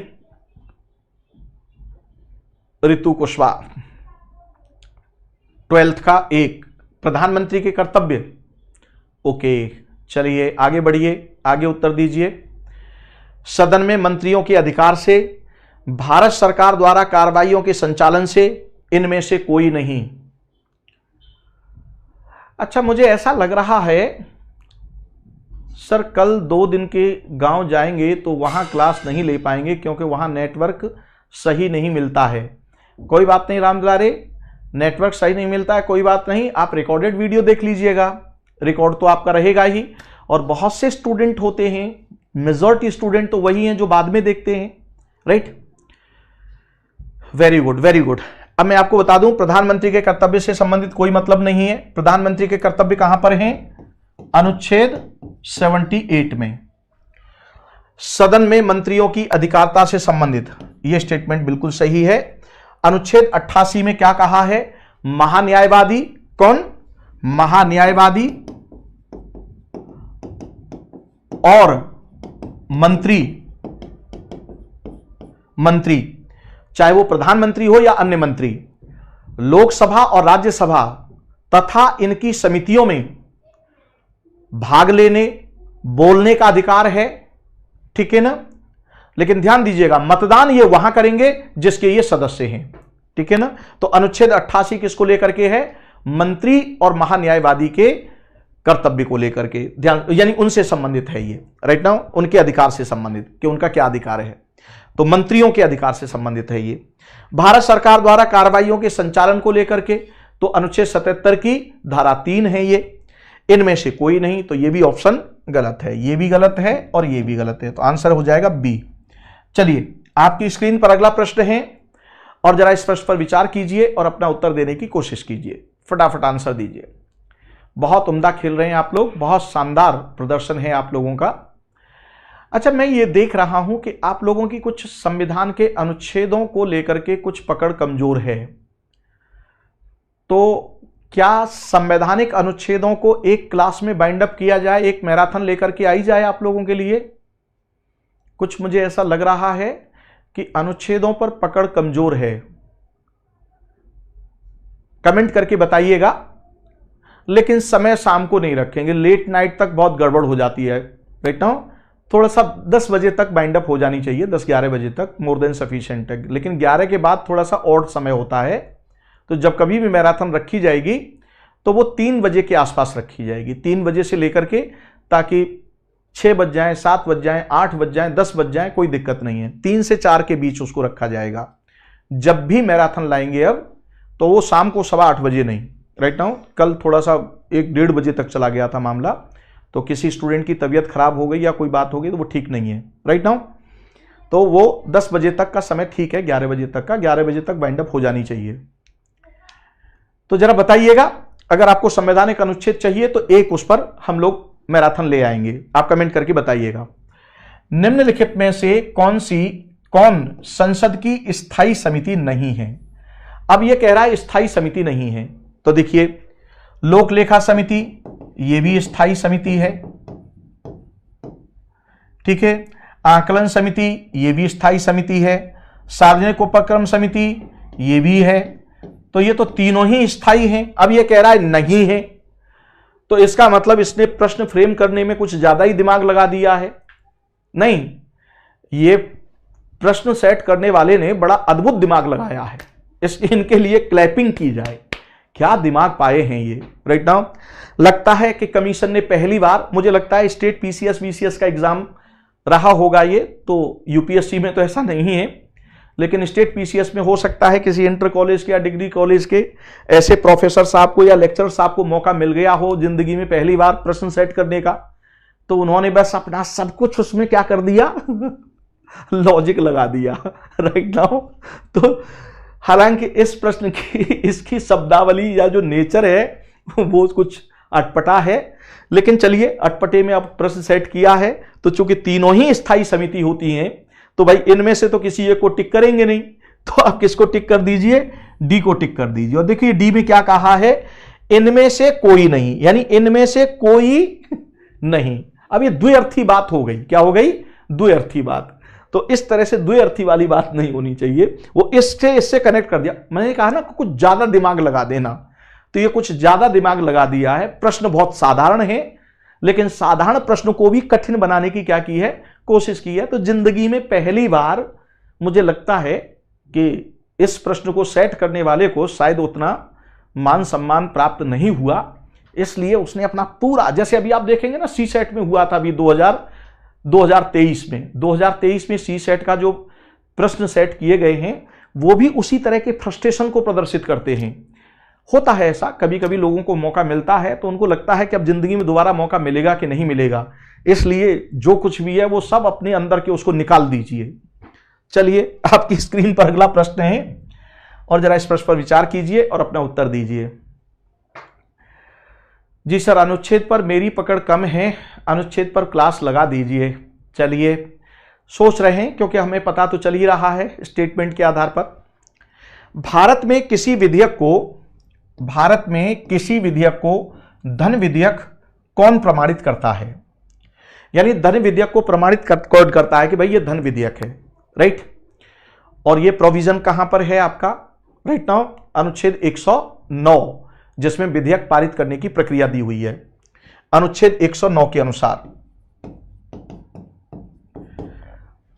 अनुच्छेद 110 में तो क्या दिया हुआ है, अनुच्छेद 110 में तो भैया उसकी विषय वस्तु दी हुई है, परिभाषा दी हुई है। तो वित्त मंत्री नहीं, राष्ट्रपति नहीं, लोकसभा अध्यक्ष, प्रधानमंत्री नहीं। यानी जब वो राज्यसभा को भेजा जाता है तब वो प्रमाण पत्र देकर के भेजते हैं कि भाई ये धन विधेयक है, देख लेना। और जब पारित हो जाता है, जब राष्ट्रपति के पास भेजते हैं तो वहां पर भी नोटिंग्स लगा देते हैं कि महोदय यह धन विधेयक है। क्या है, धन विधेयक। तो राष्ट्रपति को समझ में आ जाता है कि या तो इसे अस्वीकार करना है, राइट, या इसे अनुमति देनी है। पुनर्विचार के लिए नहीं लौटा सकते और ना ही उसे लंबित रख सकते हैं। राइट, यानी न तो निलंबनकारी वीटो का प्रयोग कर सकते, ना ही पॉकेट वीटो का प्रयोग कर सकते। आपके पास दो ऑप्शन है, या तो अस्वीकार कीजिए या फिर आप उसे स्वीकृति दीजिए। अस्वीकार आप कर नहीं सकते। क्यों नहीं कर सकते, क्योंकि मंत्रिपरिषद ने आपसे कहा है कि आप उस पर अनुमति दें, तो आप मंत्रिपरिषद के अनुसार काम करने के लिए बाध्य हैं, तो आपको अनुमति ही देनी पड़ेगी। अनुमति नहीं देने का विकल्प आपके पास नहीं रह जाता है, विशेष परिस्थिति में बन जाता है, वो विशेष परिस्थिति भी नहीं है वहां। राइट, तो आपको सिग्नेचर ही करना पड़ेगा यहां। लेकिन टेक्निकल रूप में अगर आपसे यह पूछा जाए कि क्या राष्ट्रपति अस्वीकृत कर सकते हैं, तो इस प्रश्न का उत्तर है हां, तकनीकी रूप में। राइट नाउ, यानी अस्वीकार भी कर सकते हैं और अनुमति दे भी सकते हैं, दोनों ही हैं। लेकिन पॉकेट वीटो का प्रयोग नहीं कर सकते, निलंबनकारी वीटो का प्रयोग नहीं कर सकते। चलिए आपकी स्क्रीन पर अगला प्रश्न है और जरा इस प्रश्न पर विचार कीजिए और अपना उत्तर दीजिए। बहुत शानदार प्रदर्शन है, उम्दा प्रदर्शन है आप लोगों का। चलिए प्रश्न संख्या 23 कह रही है कि प्राक्कलन समिति के संदर्भ में निम्नलिखित कथनों पर विचार कीजिए।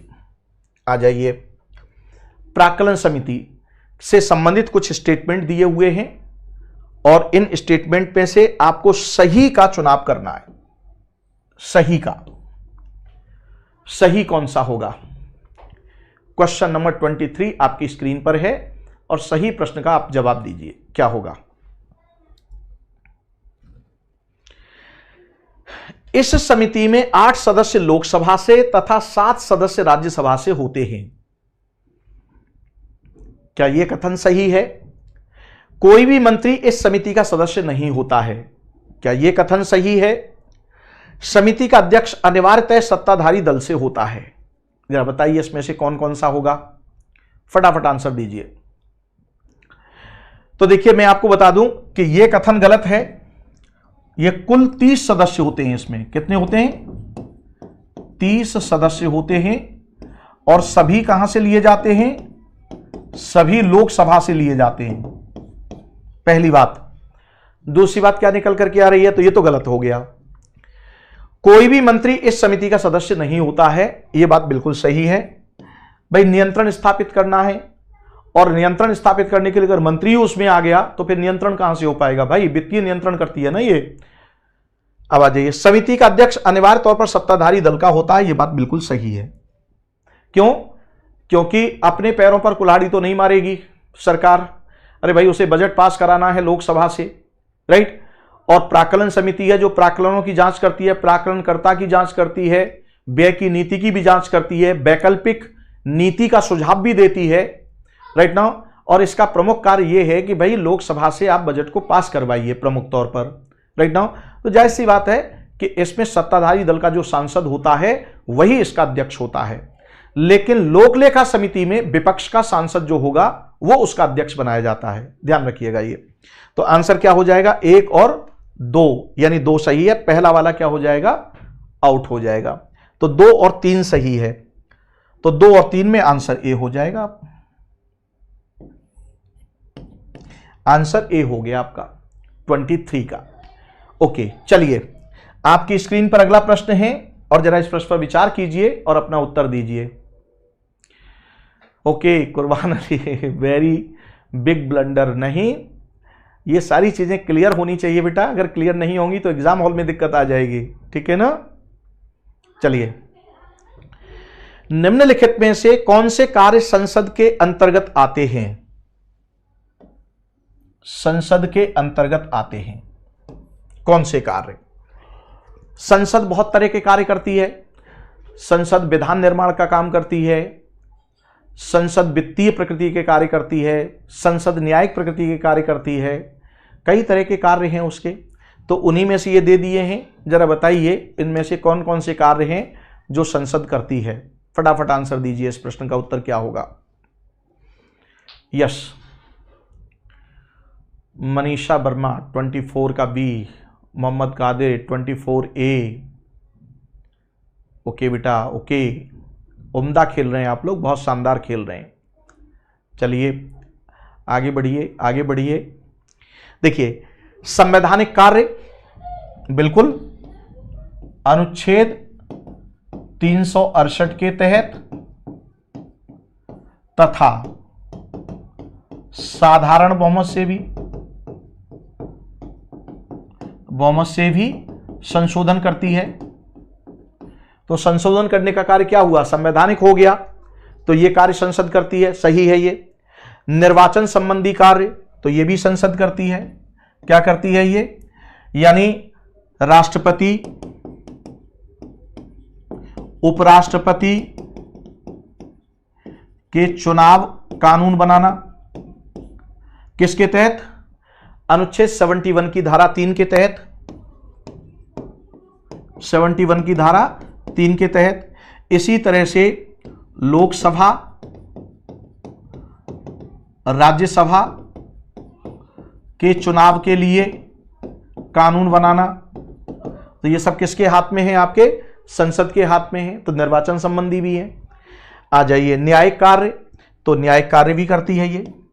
न्यायिक कार्य में क्या आ जाता है आपका? ध्यान से आप समझिएगा, इसमें तो बहुत सारे इसके फंक्शन हैं, राइट। इसके डायमेंशंस में अगर आप जाएंगे तो आप देखेंगे कि राष्ट्र यानी सर्वोच्च न्यायालय और उच्च न्यायालय के न्यायाधीशों को उनके पद से हटाना, राइट नाउ ये किसका काम है? आपका, इन्हीं का है। और आइए आगे, राष्ट्रपति पर जो महाभियोग लगता है वो भी तो एक अर्ध न्यायिक प्रक्रिया है, तो वो भी न्यायिक प्रकृति का कार्य हुआ। तो इस तरह के कार्य भी करती है ये, तो ये भी है इसके संवैधानिक, निर्वाचन और तीनों ही आएंगे इसके। तो आंसर क्या हो जाएगा आपका? डी हो जाएगा। 1, 2, 3। लेकिन इसके अलावा और भी कार्य हैं, ऐसा नहीं है कि और कार्य नहीं है। वित्तीय संबंधी कार्य है ही, संविधायी कार्य है ही, कानून बनाना संविधायी कार्य हो गया, राइट नाउ। इसी तरह से आपके आपातकालीन कार्य है, जिन ढेर सारे जो फंक्शन है, एक दो नहीं है, 8-10 फंक्शन है इनके, राइट नाउ। तो इस हिसाब से आपको इसको टिक करना है। तो आंसर क्या हो जाएगा आपका 1, 2, 3, तीनों ही सही हैं। चलिए आपकी स्क्रीन पर अगला प्रश्न है और जरा इस प्रश्न पर विचार कीजिए और अपना उत्तर देने की कोशिश कीजिए। फटाफट आंसर दीजिए, क्या उत्तर होगा। आ जाइए। निम्नलिखित में से कौन सी समिति या समितियां केवल लोकसभा से संबंधित हैं, जरा बताइए। यानी उन समितियों का उल्लेख करना है जो लोकसभा से संबंधित हैं, राइट। प्राक्कलन समिति, विशेषाधिकार समिति, सरकारी उपक्रम समिति। तो बताइए, जो लोकसभा से ही संबंधित है, यानी जो लोकसभा की समिति कहलाएगी, राइट। तो फटाफट आंसर दीजिए। 25 का क्या होगा। यस, मोहम्मद कादिर। ओके बेटा, कौशिंद्र कुमार, उम्दा खेल रहे हैं आप लोग, वेरी गुड वेरी गुड, बहुत सुंदर। रितु कुशवाहा, वाह एक्सीलेंट। चलिए और आगे बढ़िए, बाकी लोग भी उत्तर दीजिए, सब लोग उत्तर दिया कीजिए, गलत हो जाए तो क्या फर्क पड़ रहा है। Manish Verma, very good. Ajay, very good, बहुत शानदार। चलिए आगे बढ़िए। यस, तो देखिए प्राक्कलन समिति है, इसमें सभी सदस्य किसके हैं, सभी सदस्य लोकसभा के होते हैं। तो ये किसकी समिति हो गई, लोकसभा की समिति हो गई, ये सही है। विशेषाधिकार समिति की अगर आप बात करेंगे तो लोकसभा की भी समिति होती है और राज्यसभा की भी समिति होती है, अलग अलग। ध्यान से आप समझिएगा, विशेषाधिकार जब हनन होगा, यानी लोकसभा के सदस्यों का विशेषाधिकार हनन होगा, तो भाई वो अपनी समिति का गठन करेगी, और राज्यसभा के सदस्यों के या सदन का विशेषाधिकार का मुद्दा जब आएगा तो उसकी अपनी समिति होती है। तो दोनों की अलग अलग समिति होती है। तो विशेषाधिकार समिति लोकसभा की भी होती है और विशेषाधिकार समिति राज्यसभा की भी होती है। तो इसलिए ये उत्तर भी, ये भी विकल्प क्या हो गया, बिल्कुल सही हो गया। यानी दोनों की अलग अलग होती हैं। सरकारी उपक्रम समिति, ये गलत है। ये कौन है, ये आपकी संसद की समिति होती है। क्यों, क्योंकि इसमें लोकसभा से कितने लिए जाते हैं, 15 सदस्य लिए जाते हैं, और राज्यसभा से कितने, 7 सदस्य लिए जाते हैं। यानी दोनों सदनों से दोनों सदनों से सदस्य लिए जाते हैं, 15 और 7। इसलिए यह संसद की समिति कहलाती है, लोकसभा की समिति नहीं। तो इसलिए नीचे दिए गए कूट का उत्तर आप समझ लीजिए कि केवल 1 सही है और 1 और 2 सही है। 2 को इन्होंने लिया ही नहीं है ऑप्शन में, केवल 1 सही है, 2 और 3 सही है, 1 और 3 सही है, 1 और 3 सही नहीं है। इसके अकॉर्डिंग फिर आप इसको हटा दीजिए, विशेषाधिकार समिति को, ऑप्शन के अकॉर्डिंग। आंसर क्या हो जाएगा आपका, ए हो जाएगा। केवल 1 सही है, क्या है, केवल 1 सही है। ऑप्शन पर भी ध्यान देना है। यहां पर अगर मान लीजिए इसमें ऑप्शन 1 और 2 होता तो फिर 1 और 2 को टिक करते, ठीक है ना। अगर ऑप्शन में, अब विशेषाधिकार में तो फिर अब उसने, मैंने क्या कहा कि एग्जामिनर के मूड पर निर्भर करता है कि वो किस तरह से प्रश्न सेट कर रहा है। अब उसने विशेषाधिकार समिति यहां रख करके बोल दिया कि विशेषाधिकार समिति लोकसभा की भी अलग से होती है और राज्यसभा की भी अलग से होती है। लेकिन विशेषाधिकार समिति होती तो दोनों के पास है ना, लोकसभा के पास भी होती है और राज्यसभा के पास भी होती है। तो इसलिए उन्होंने इस ऑप्शन को शामिल ही नहीं किया इसमें, राइट नाउ। एक के साथ दूसरे ऑप्शन को लिया ही नहीं उसने, राइट। वो ये मान करके चल रहा है, यानी एग्जामिनर के दिमाग में क्या है कि नहीं भाई ये दोनों की समिति है, इसलिए हम इसको कन्फाइंड नहीं करेंगे। ये उसका माइंड सेट है, समझ में आया ना, जिसने पेपर सेट किया है। तो इस प्रश्न के अनुसार और इन विकल्पों को ध्यान में रखते हुए विशेषाधिकार समिति को इसमें शामिल नहीं किया गया है, ठीक है ना। तो आंसर क्या हो जाएगा, केवल 1 हो जाएगा। और जो मैंने व्याख्या की है, व्याख्या तो समझ में आ गई ना। विशेषाधिकार जो समिति होती है वो दोनों सदस्यों की समिति नहीं होती। विशेषाधिकार समिति लोकसभा की अलग होती है और राज्यसभा की अलग होती है। इसलिए यहां पर केवल इन विकल्पों में अगर यहां 1 और 2 दिया होता तो फिर आप सी को टिक करते, लेकिन जब 1 के साथ दूसरा दिया ही नहीं है तो अब आप किसको टिक करेंगे, केवल 1 को टिक करेंगे और आप आगे निकल जाएंगे, ठीक है ना। पॉइंट की क्लैरिटी है। चलिए आपकी स्क्रीन पर अगला प्रश्न है और जरा इस प्रश्न पर विचार कीजिए और अपना उत्तर दीजिए, फटाफट आंसर दीजिए, क्या उत्तर होगा। स्थगन प्रस्ताव और सत्रावसान में, यानी स्थगन एवं सत्रावसान के संबंध में निम्नलिखित कथनों पर विचार कीजिए। स्थगन का मतलब होता है एडजर्न, और सत्रावसान का मतलब होता है प्रोर्ग्यू।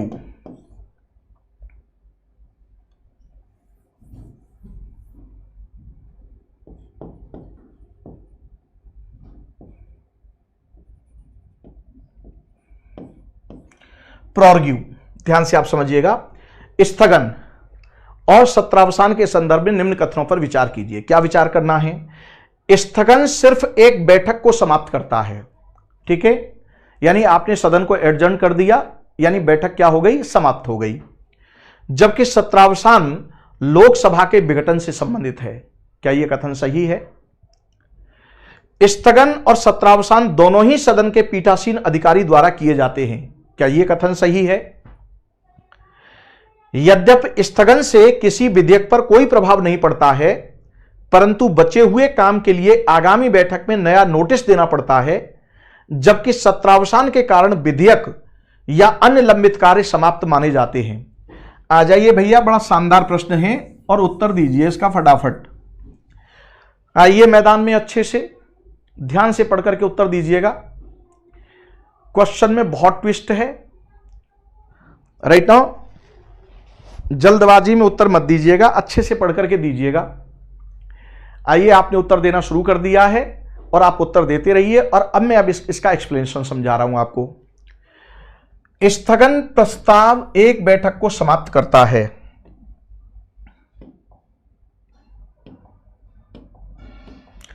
यह बात बिल्कुल सही है, ठीक है। जबकि सत्रावसान लोकसभा के विघटन को से संबंधित है, तो यह विघटन से संबंधित नहीं है, यह गलत है, यानी विघटन वाला कॉन्सेप्ट नहीं है। सत्रावसान में क्या होता है? पूरे सत्र का विघटन हो जाता है, यानी अब दोबारा से सत्र बुलाना पड़ेगा, ठीक है ना। स्थगन में क्या होता है कि आज आपकी बैठक चल रही है, आपने स्थगित कर दिया, राइट। कितनी देर के लिए किया? हो सकता है आपने 1 घंटे के लिए किया, 2 घंटे के लिए किया, आपने कहा कि ठीक है भाई दोपहर बाद अब बैठक होगी, तो ये तो हो गया एडजर्न। या आपने बोल दिया शाम को 5 बजे के सदन को एडजर्न किया जाता है, कल फिर 11 बजे मिलेंगे, टाइम दे दिया आपने, तो ये स्थगन हो गया, ठीक है। जब आप बोलते हैं सत्रावसान, सत्रावसान का मतलब है कि अब आप बैठक नहीं कर सकते, अब आपको दोबारा से बुलाया जाएगा, तब आप बैठक करेंगे, ठीक है। पंचायत बुलाई जाएगी तब आप पंचायत करेंगे, अदरवाइज नहीं। तो ये स्टेटमेंट गलत है, ठीक है, इस वजह से स्टेटमेंट गलत हो गया। अब आइए, स्थगन और सत्रावसान दोनों ही सदन के पीठासीन अधिकारी द्वारा किए जाते हैं, यह स्टेटमेंट गलत है। गलत कैसे हुआ? ध्यान से आप समझिएगा। गलत इसलिए हुआ कि सत्रावसान करना तो यह किसका काम है? पीठासीन अधिकारी का, पीठासीन अधिकारी का, यानी जो भी उस समय मीटिंग को प्रोसाइड कर रहा है, लोकसभा की मीटिंग को जो प्रोसाइड कर रहा है, प्रोसाइडिंग ऑफिसर है, चाहे वो सभापति हो, उपसभापति हो, या वो लोकसभा अध्यक्ष हो या उपाध्यक्ष हो, या उनकी अनुपस्थिति में जिसको ये कार्य सौंपा गया हो, ठीक है। लेकिन जो सत्रावसान है, ये आपके अनुच्छेद 85 की धारा 1 के तहत कौन करते हैं? राष्ट्रपति करते हैं इसको, राइट नाउ सत्रावसान को। इसलिए ये स्टेटमेंट क्या हो गया? गलत हो गया। अब आ जाइए, यद्यपि स्थगन से किसी विधेयक पर कोई प्रभाव नहीं पड़ता है, ठीक है, आपने स्थगित कर दिया, कोई प्रभाव नहीं पड़ता है, परंतु बचे हुए काम के लिए अगले बैठक में नया नोटिस देना पड़ता है। तो नया नोटिस नहीं देना पड़ता है स्थगन के लिए। नया नोटिस कब देना पड़ेगा? सत्रावसान में। जबकि सत्रावसान के कारण विधेयक या अन्य लंबित कार्य समाप्त माने जाते हैं, समाप्त नहीं माने जाते हैं भाई, इनके लिए नोटिस देना पड़ता है, फिर उस पर काम होगा। यानी ये नोटिस वाली बात यहां लगा दीजिए, राइट नाउ, और इसमें से नोटिस को हटा दीजिए। अगर इसमें से नोटिस को हटा देंगे तो ये स्टेटमेंट सही है यहां तक। जबकि सत्रावसान के कारण विधेयक या अन्य लंबित कार्य समाप्त हो जाते हैं, नहीं भाई, समाप्त नहीं होते हैं। ये काम आपके अमेरिका में होता है, हमारे यहां नहीं होता। अमेरिका में सत्रावसान हुआ तो बस खत्म, फिर नए सिरे से चीजें होंगी। लेकिन हमारे यहां पर सत्रावसान पर ऐसा नहीं होता है, ठीक है ना। जब सत्रावसान हो जाएगा फिर राष्ट्रपति दोबारा से सत्र बुलाएंगे, तो फिर उस समय उस बचे हुए कार्य को या उस लंबित कार्य को करने के लिए आपको सदन को नोटिस देना होता है। फिर उस नोटिस के आधार पर उस पर कार्रवाई शुरू होती है। पॉइंट की क्लैरिटी है। तो ये स्टेटमेंट क्या हो गया आपका, गलत हो गया राइट नाउ। तो आप देख रहे हैं ये भी गलत है, ये भी गलत है, सभी गलत है। तो सही कौन सा है, तो कोई सही नहीं है। डी आंसर होगा इसका। क्या होगा, डी आंसर हो जाएगा, राइट। आंसर डी होगा 26 का। जिन्होंने 26 का डी आंसर लगाया है वो एकदम सही दिशा में है। सर ऑप्शन पर भी ध्यान देने की, बिल्कुल ऑप्शन पर ध्यान देना पड़ेगा बेटा, बिल्कुल राइट नाउ। तो ध्यान से आप समझिएगा, एक कथन भी सही नहीं है, दूसरा कथन भी सही नहीं है और तीसरा कथन भी सही नहीं है। तो उपर्युक्त में से कोई नहीं। आंसर क्या होगा इसका, डी होगा। यानी तीनों ही स्टेटमेंट गलत हैं। ये क्या है, तीनों ही स्टेटमेंट गलत हैं। ये गलत इसलिए हो गया क्योंकि ये कह रहा है कि सत्रावसान की वजह से लोकसभा का विघटन होता है। नहीं होता भाई, राइट नाउ। सत्र का विघटन होता है, राइट। सत्रावसान का मतलब है अब सत्र विघटित हो गया, अब दोबारा से जब बुलाएंगे तब आप आइएगा। स्थगन किसका, सदन अध्यक्ष का काम है और सत्रावसान राष्ट्रपति का काम है। जबकि यह कह रहा है कि पीठासीन अधिकारी करता है, गलत है ये। पीठासीन अधिकारी केवल स्थगन का काम करेगा, सत्रावसान का नहीं। सत्रावसान राष्ट्रपति करेंगे। अब आइए, यद्यपि स्थगन से किसी विधेयक पर कोई प्रभाव नहीं पड़ता है, बिल्कुल सही बात है, लेकिन बचे हुए काम के लिए नोटिस देना पड़ता है। तो स्थगन में नोटिस नहीं देना पड़ता है, सत्रावसान में नोटिस देना पड़ता है। और इसने लिख दिया कि सत्रावसान के बाद कार्य समाप्त हो जाता है, तो यह गलत है। लंबित कार्य समाप्त नहीं होता है, बल्कि नोटिस देकर के पुनः उस कार्य को करने का प्रावधान है। तो तीनों ही स्टेटमेंट गलत हैं। तो आंसर क्या हो जाएगा, डी हो जाएगा। आपसे सही कथन पूछा है तो एक भी सही नहीं है, डी हो गया आपका। चलिए, आपकी स्क्रीन पर अगला प्रश्न है और जरा इस प्रश्न पर विचार कीजिए और अपना उत्तर देने की कोशिश कीजिए। क्या होगा इस प्रश्न का उत्तर, फटाफट आंसर दीजिए।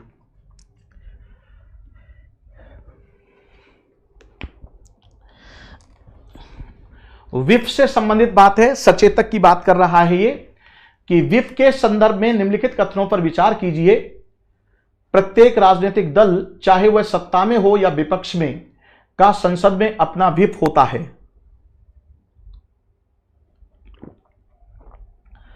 विप सचेतक का पद संविधान में वर्णित नहीं है, अपितु यह संसद के नियमों एवं संसदीय संविधि से संचालित होता है। उपरोक्त कथनों में से कौन से कथन सही हैं?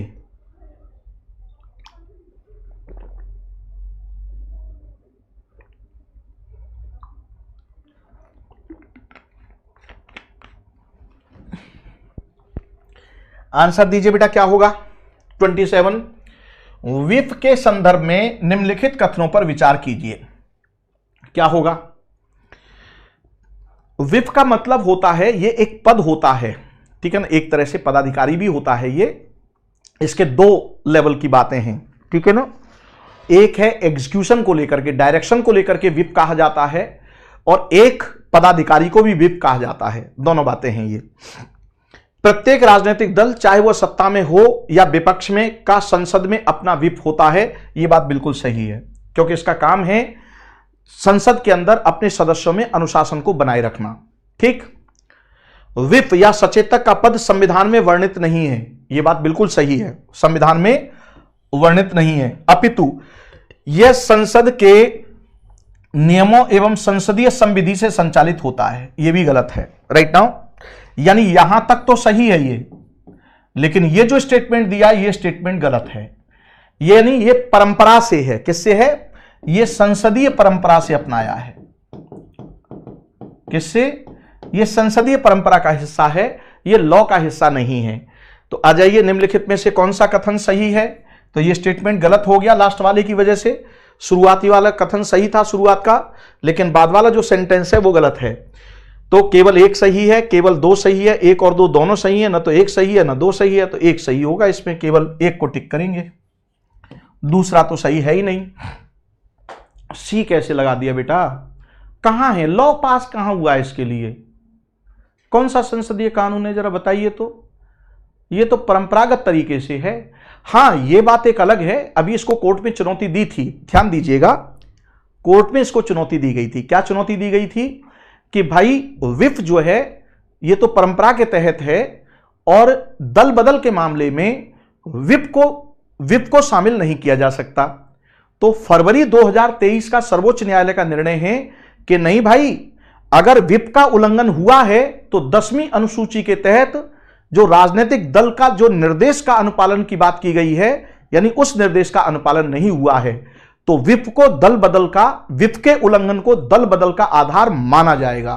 तो अब इसका क्या हो गया, अब सुप्रीम कोर्ट का जब इस पर डिसीजन आ गया है तो अब इसका क्या हो गया, न्यायिक निर्णय का यह हिस्सा बन गया। समझ में आया ना?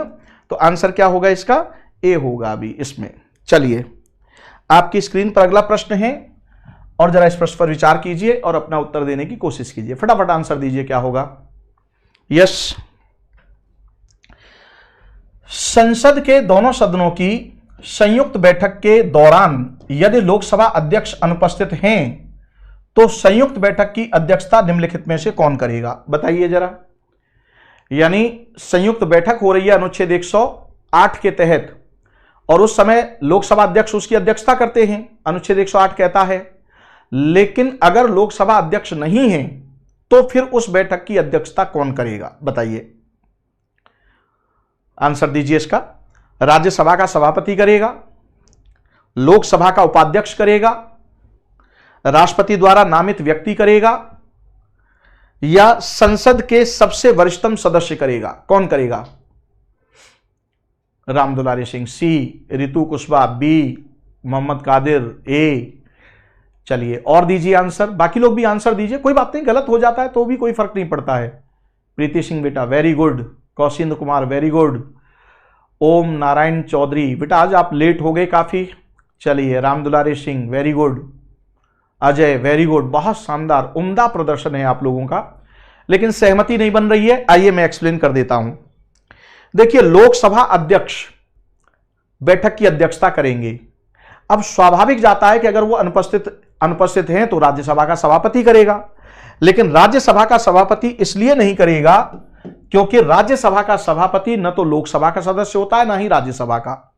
अब ये ज्वाइंट सिटिंग है। हां, ये बात एक अलग है कि आपको पदेन सभापति बना दिया तो वहां आप काम करते रहिए, लेकिन ज्वाइंट सिटिंग में आप भागीदार नहीं हो सकते। तो ज्वाइंट सिटिंग में जब इन्हें भाग लेने का अधिकार ही नहीं है तो अध्यक्षता कहां से करेंगे, पहली बात।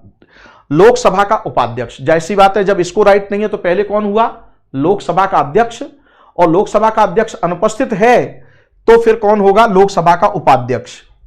और अगर यह भी अनुपस्थित है तब कौन करेगा, तो तब करेगा राज्यसभा का उपसभापति। अगर यह भी अनुपस्थित हो, अगर यह भी अनुपस्थित हो तो कौन करेगा, राज्यसभा का सभापति, राज्यसभा का उपसभापति, क्षमा कीजिएगा उपसभापति, क्योंकि उपसभापति जो होता है वो राज्यसभा का सदस्य होता है। राज्यसभा के सदस्यों में से उपसभापति का चुनाव किया जाता है।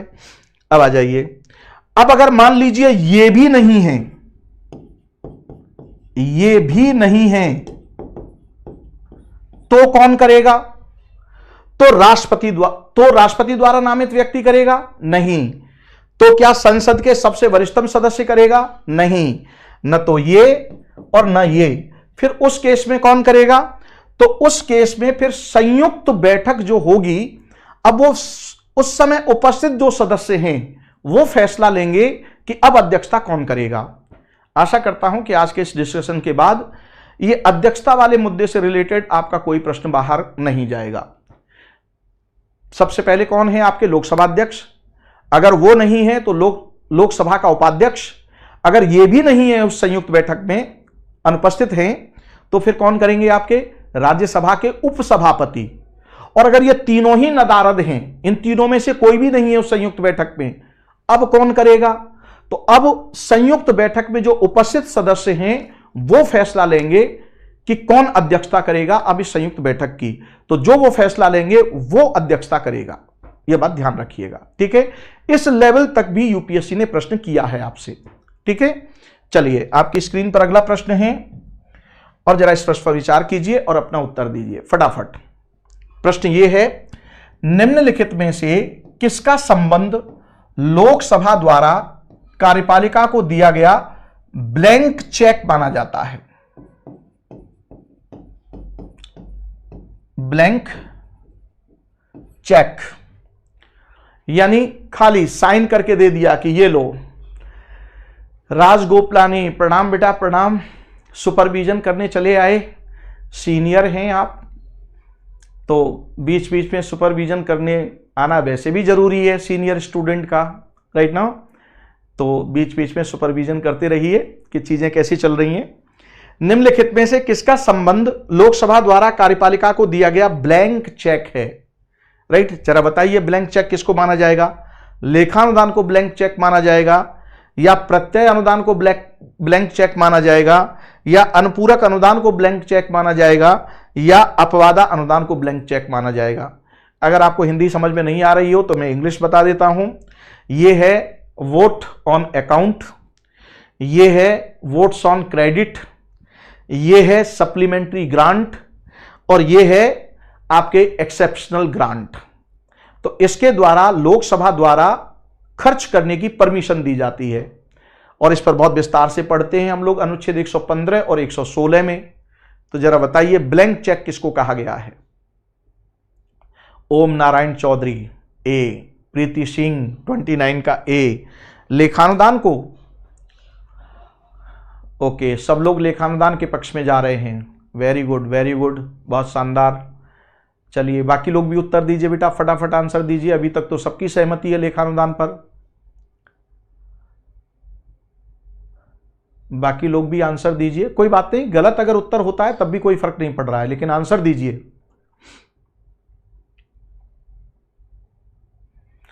बाकी लोग किस संशय में आ गए, किस दुविधा में आ गए? कोई बात नहीं, उत्तर गलत होगा और क्या फर्क पड़ रहा है, गलत होगा, इससे ज्यादा तो कुछ नहीं, आगे सुधार का मौका मिलेगा, संवेदना पैदा होगी। अरे यार उत्तर गलत हो गया, अब आगे गलत नहीं होना चाहिए, राइट। तो अपने आप को छुपाना नहीं है, एक्सपोज करना है। एक्सपोजर से चीजें आपकी संभलती हैं। शिक्षा के क्षेत्र में तो ये विशेष महत्व रखता है कि ज्यों ज्यों खर्चते हैं त्यों त्यों बढ़ता है ये, यानी जितना ज्यादा खर्च करेंगे उतना ही ज्यादा बढ़ेगा। तो आ जाइए, इसमें आंसर होगा प्रत्यय अनुदान, वोट्स ऑफ या ऑन क्रेडिट, राइट। ये रहा आपका अनुच्छेद 116 की धारा 2 को आप उठाएंगे, ये रहा अनुच्छेद 116 की धारा 2।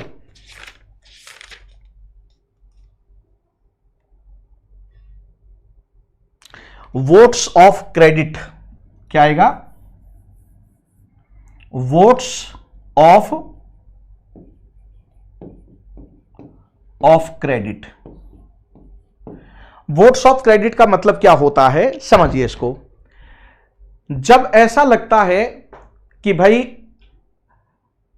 बहुत सारी वजह होती हैं जिनकी वजह से आप ये नहीं बता सकते कि इसमें कितना खर्च होगा। जैसे आप ऐसे समझिए कि जैसे कोई भूकंप आ गया, अब आप उससे आपको राहत कार्य देनी है, तो यद्यपि आप क्या करते हैं, आप जो है आकस्मिक निधि से पैसा निकाल लेते हैं राष्ट्रपति की परमिशन से, राइट। लेकिन फिर उसको आप कहां से निकाल करके रखते हैं, यानी संचित निधि से निकाल करके फिर उसको वापस करते हैं। तो जैसे कोई महामारी आ गई, अकाल हो गया, युद्ध में शामिल हो गए, इस तरह की कुछ परिस्थिति होती है जिसमें आप ये नहीं बता सकते कि हमें कितना खर्च करना पड़ेगा। तो जब जिसका विवरण ही नहीं दे सकते हैं कि कितना खर्च करना पड़ेगा उस पर, यानी मांग का अप्रत्याशित रूप है, तो जब आप खर्च को क्लियर ही नहीं करेंगे कि हमको इतना पैसा चाहिए और पैसा आपको चाहिए, तो जब इस तरह से जब आप उस जिसको पारित आप कराते हैं उसका नाम है वोट ऑफ क्रेडिट, और इसी को बोलते हैं ब्लैंक चेक। क्या बोलते हैं? ब्लैंक चेक, क्योंकि इसमें राशि बताई नहीं जाती है। जब राशि नहीं बताएंगे और अनुमति आपने ले ली तो ये क्या हो गया, एक तरह से ब्लैंक चेक हो गया, यानी खाली चेक करके और साइन करके दे दिया लोकसभा ने कि लो भाई खर्च करो तुम, ठीक है ना। तो दैट इज द थिंग्स। तो आंसर क्या होगा 29 का बी हो जाएगा। चलिए आपकी स्क्रीन पर अगला प्रश्न है, और जरा इस प्रश्न पर विचार कीजिए और अपना उत्तर देने की कोशिश कीजिए। फटाफट आंसर दीजिए, क्या होगा? नहीं, इमीडिएट वेस्ट भी होता है इसमें, लेकिन इसमें सबसे बड़ी बात यह होती है कि अमाउंट नहीं बताया जाता, पता ही नहीं चलता है कितना अमाउंट होगा। राइट नाउ, संसद में पुनः स्थापित किसी विधेयक के अधिनियम बनने के लिए निम्नलिखित में से किन प्रक्रियाओं को अपनाया जाना आवश्यक है। यानी संसद से जो अधिनियम पारित किया जाता है उस अधिनियम में लेखानुदान तो भाई एक तरह से अभी जैसे इस वाले लेखानुदान है वो उसमें तो आप अमाउंट मांगते हैं ना, वो ब्लैंक चेक कहां हुआ। लेखानुदान में तो आप एडवांस लेते हैं, तो एडवांस लेंगे तो उसमें लिखते हैं ना कि मुझे इतना पैसा चाहिए, तो जब पैसा लिख दिया तो फिर वो ब्लैंक चेक कैसे होगा लेखानुदान। हाँ, वो तो आप एडवांस लेते हैं तो एडवांस को ब्लैंक चेक थोड़ी नहीं कहेंगे, ब्लैंक चेक कहेंगे जिसमें अमाउंट ना भरा गया हो। समझ में आया ना? तो दैट इज लेखानुदान तो हो ही नहीं सकता। चलिए जरा इस पर विचार कीजिए। अंतरिम बजट भी नहीं हो सकता। अंतरिम बजट इसलिए नहीं हो सकता क्योंकि उसमें भी अमाउंट रखा जाता है, राइट, व्यय के लिए, और वसूली का भी उसमें प्रोविजन होता है, वो तो दोनों में अंतर हो गया। क्वेश्चन आपकी स्क्रीन पर है 30, जरा इस पर विचार कीजिए और अपना उत्तर देने की कोशिश कीजिए, क्या उत्तर होगा इसका। ओम नारायण चौधरी कह रहे हैं ए, मोहम्मद कादिर कह रहे हैं 30 का ए। ओके, इसे संसद के दोनों सदनों द्वारा पारित किया जाएगा, यह बात बिल्कुल सही है। और इसमें एक खास बात और जोड़ दीजिए, समरूप पारित होना चाहिए, समरूप पारित होना चाहिए, को आइडेंटिकल, ये नहीं कि अलग उसने, समरूप पारित होना चाहिए। राइट नाउ, इस तरह से भी आपसे पूछ सकता है वो, तो ये स्टेटमेंट सही है। राष्ट्रपति अपनी अनुमति प्रदान करेगा, फिर राष्ट्रपति अपनी अनुमति प्रदान करता है तो वो अधिनियम बन जाता है, और यहां जो पारित करते हैं अभी वो विधेयक होता है। संसद द्वारा अनुसमर्थन होने पर प्रधानमंत्री इस पर हस्ताक्षर करते हैं, गलत है। उच्चतम न्यायालय अनुमोदन प्रदान कर घोषित करेगा कि यह संसद की अधिकारिता के अंतर्गत है, नहीं भाई, जब चुनौती दी जाएगी तब की बात है। यह तब होगा जब अधिनियम बन जाएगा, तब वो ये ऐसा करेंगे, ठीक है ना, जब उसे चुनौती दी जाएगी। बाकी उनका अधिनियम बनने में उनका कोई रोल नहीं है। Is it clear? तो 3 और 4 गलत है और 1 और 2 सही है। और इस पे प्रश्न किया है अपनाया जाना आवश्यक है, नीचे दिए, तो 1 और 2 का आप अपनाएंगे तो आंसर क्या हो जाएगा आपका, ए हो जाएगा। क्या हो जाएगा? ए। वेरी गुड, बिल्कुल बेटा, वर्ड बाय वर्ड इसका ध्यान रखना बहुत जरूरी है। चलिए आपकी स्क्रीन, अच्छा मुझे लग रहा है उस वाले को समझने में कुछ दिक्कत हो रही है। लेखानुदान में तो आप पैसा मांगेंगे, क्या होता है कि जैसे 31 मार्च तक अगर आपका बजट पास नहीं होता है तो 1 अप्रैल से खर्च करने के लिए आप क्या करते हैं, एडवांस ले लेते हैं पहले ही। और वो एडवांस कितना होगा कि जितनी आप मांग रखे हैं राइट नाउ उसके 1/6 तक ले सकते हैं, 1/6 हिस्सा ले सकते हैं, इससे ज्यादा नहीं। जैसे मान लीजिए 60,000 करोड़ है तो 60,000 करोड़ आपने मांग रखी है तो उसका 1/6 निकालेंगे तो 10,000 करोड़ हो गया। यानी मैक्सिमम 10,000 करोड़ तक आप एडवांस ले सकते हैं, किसके माध्यम से, लेखानुदान के माध्यम से, राइट। तो इसमें तो अमाउंट भर दिया, तो ये ब्लैंक चेक कैसे हुआ। अब आइए अनुपूरक अनुदान, तो अनुपूरक अनुदान में भी पैसा भरा जाता है, कैसे कि आपको खर्च का आपने कहा था कि मुझे 30,000 करोड़ रुपए में ये काम कर लूंगा, फिर आपको पता चला कि नहीं 30,000 करोड़ में नहीं हो पा रहा है, मुझे 5,000 करोड़ की और जरूरत है, तो 5,000 करोड़ उसमें भरोगे ना आप, तो इसमें भी अमाउंट भरा जाएगा। तो ये ब्लैंक चेक कहां से हुआ। फिर अपवादा अनुदान है, एक्सेप्शनल ग्रांट है, तो उसमें भी अमाउंट भरा जाता है कि भाई इतना अमाउंट आप मुझे दीजिए, तो इसमें भी अमाउंट भरा जाएगा, इसमें भी अमाउंट भरा जाएगा, इसमें भी अमाउंट उसमें भरा जाएगा जो मांग होगी उसमें, लेकिन इसमें अमाउंट नहीं भरा जाता है, राइट। इसमें क्या है, 1 रुपया रख दिया जाएगा और उसमें बोल दिया जाएगा कि भाई इसको पारित कर दीजिए, इस तरह से। Are you getting the things. चलिए आपकी स्क्रीन पर अगला प्रश्न है और जरा इस प्रश्न पर विचार कीजिए और अपना उत्तर दीजिए फटाफट। क्या है, निम्नलिखित में से कौन से व्यय भारत की संचित निधि से प्रभावित होते हैं। यानी भारत की संचित निधि पर भारित व्यय कौन कौन से हैं, फटाफट बताइए। प्रीति सिंह, लैक ऑफ रिवीजन की वजह से गलत हुआ है, तो बेटा रिवीजन करके आइए, हमने तो कहा है आपको। और कल भी आपके पार्लियामेंट ही चलेगी, पार्लियामेंट पर ही क्वेश्चन फ्रेम होंगे, राइट नाउ परसों भी पार्लियामेंट पर ही क्वेश्चन फ्रेम होंगे, 2-3 दिन ये सेशन चलेगा, राइट नाउ। तो इसलिए अच्छे से तैयार करके आइए, राइट नाउ, रिवीजन करके आइएगा। राष्ट्रपति की उपलब्धियां और भत्ते तथा उसके पद से संबंधित व्यय तो ये क्या है, संचित निधि पर भारित है। अनुच्छेद 112 की धारा 3 में राज्यसभा के सभापति, उपसभापति तथा लोकसभा के अध्यक्ष उपाध्यक्ष के वेतन भत्ते, ये भी संचित निधि पर भारित हैं। ऋण प्रभार जिनके लिए भारत सरकार उत्तरदायी है, तो ये भी संचित निधि पर भारित हैं।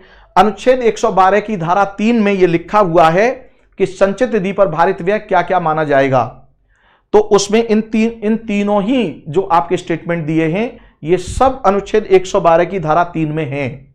तो आंसर क्या हो जाएगा आपका, 1 2 3, यानी बी हो जाएगा, यानी 1 2 3। ए नहीं होगा बेटा, बी होगा इसका उत्तर, 1 और 2। ऋण भी, अरे भाई आपने ऋण ले लिया, ऋण चुकाओगे नहीं। अगर ऋण संचित निधि पर भारित नहीं होगा तो क्या बोल देंगे कि अभी मान लीजिए नरेंद्र मोदी सरकार नहीं आती है और अगली बार कांग्रेस आती है तो क्या बोलेंगे, हम क्यों देने लगे भाई, ये तो नरेंद्र मोदी सरकार ने लिया था। तो ऐसा थोड़ी नहीं होगा। संचित निधि पर भारित है ऋण का लेन देन, और ब्याज जो अदायगी है, जो ब्याज देंगे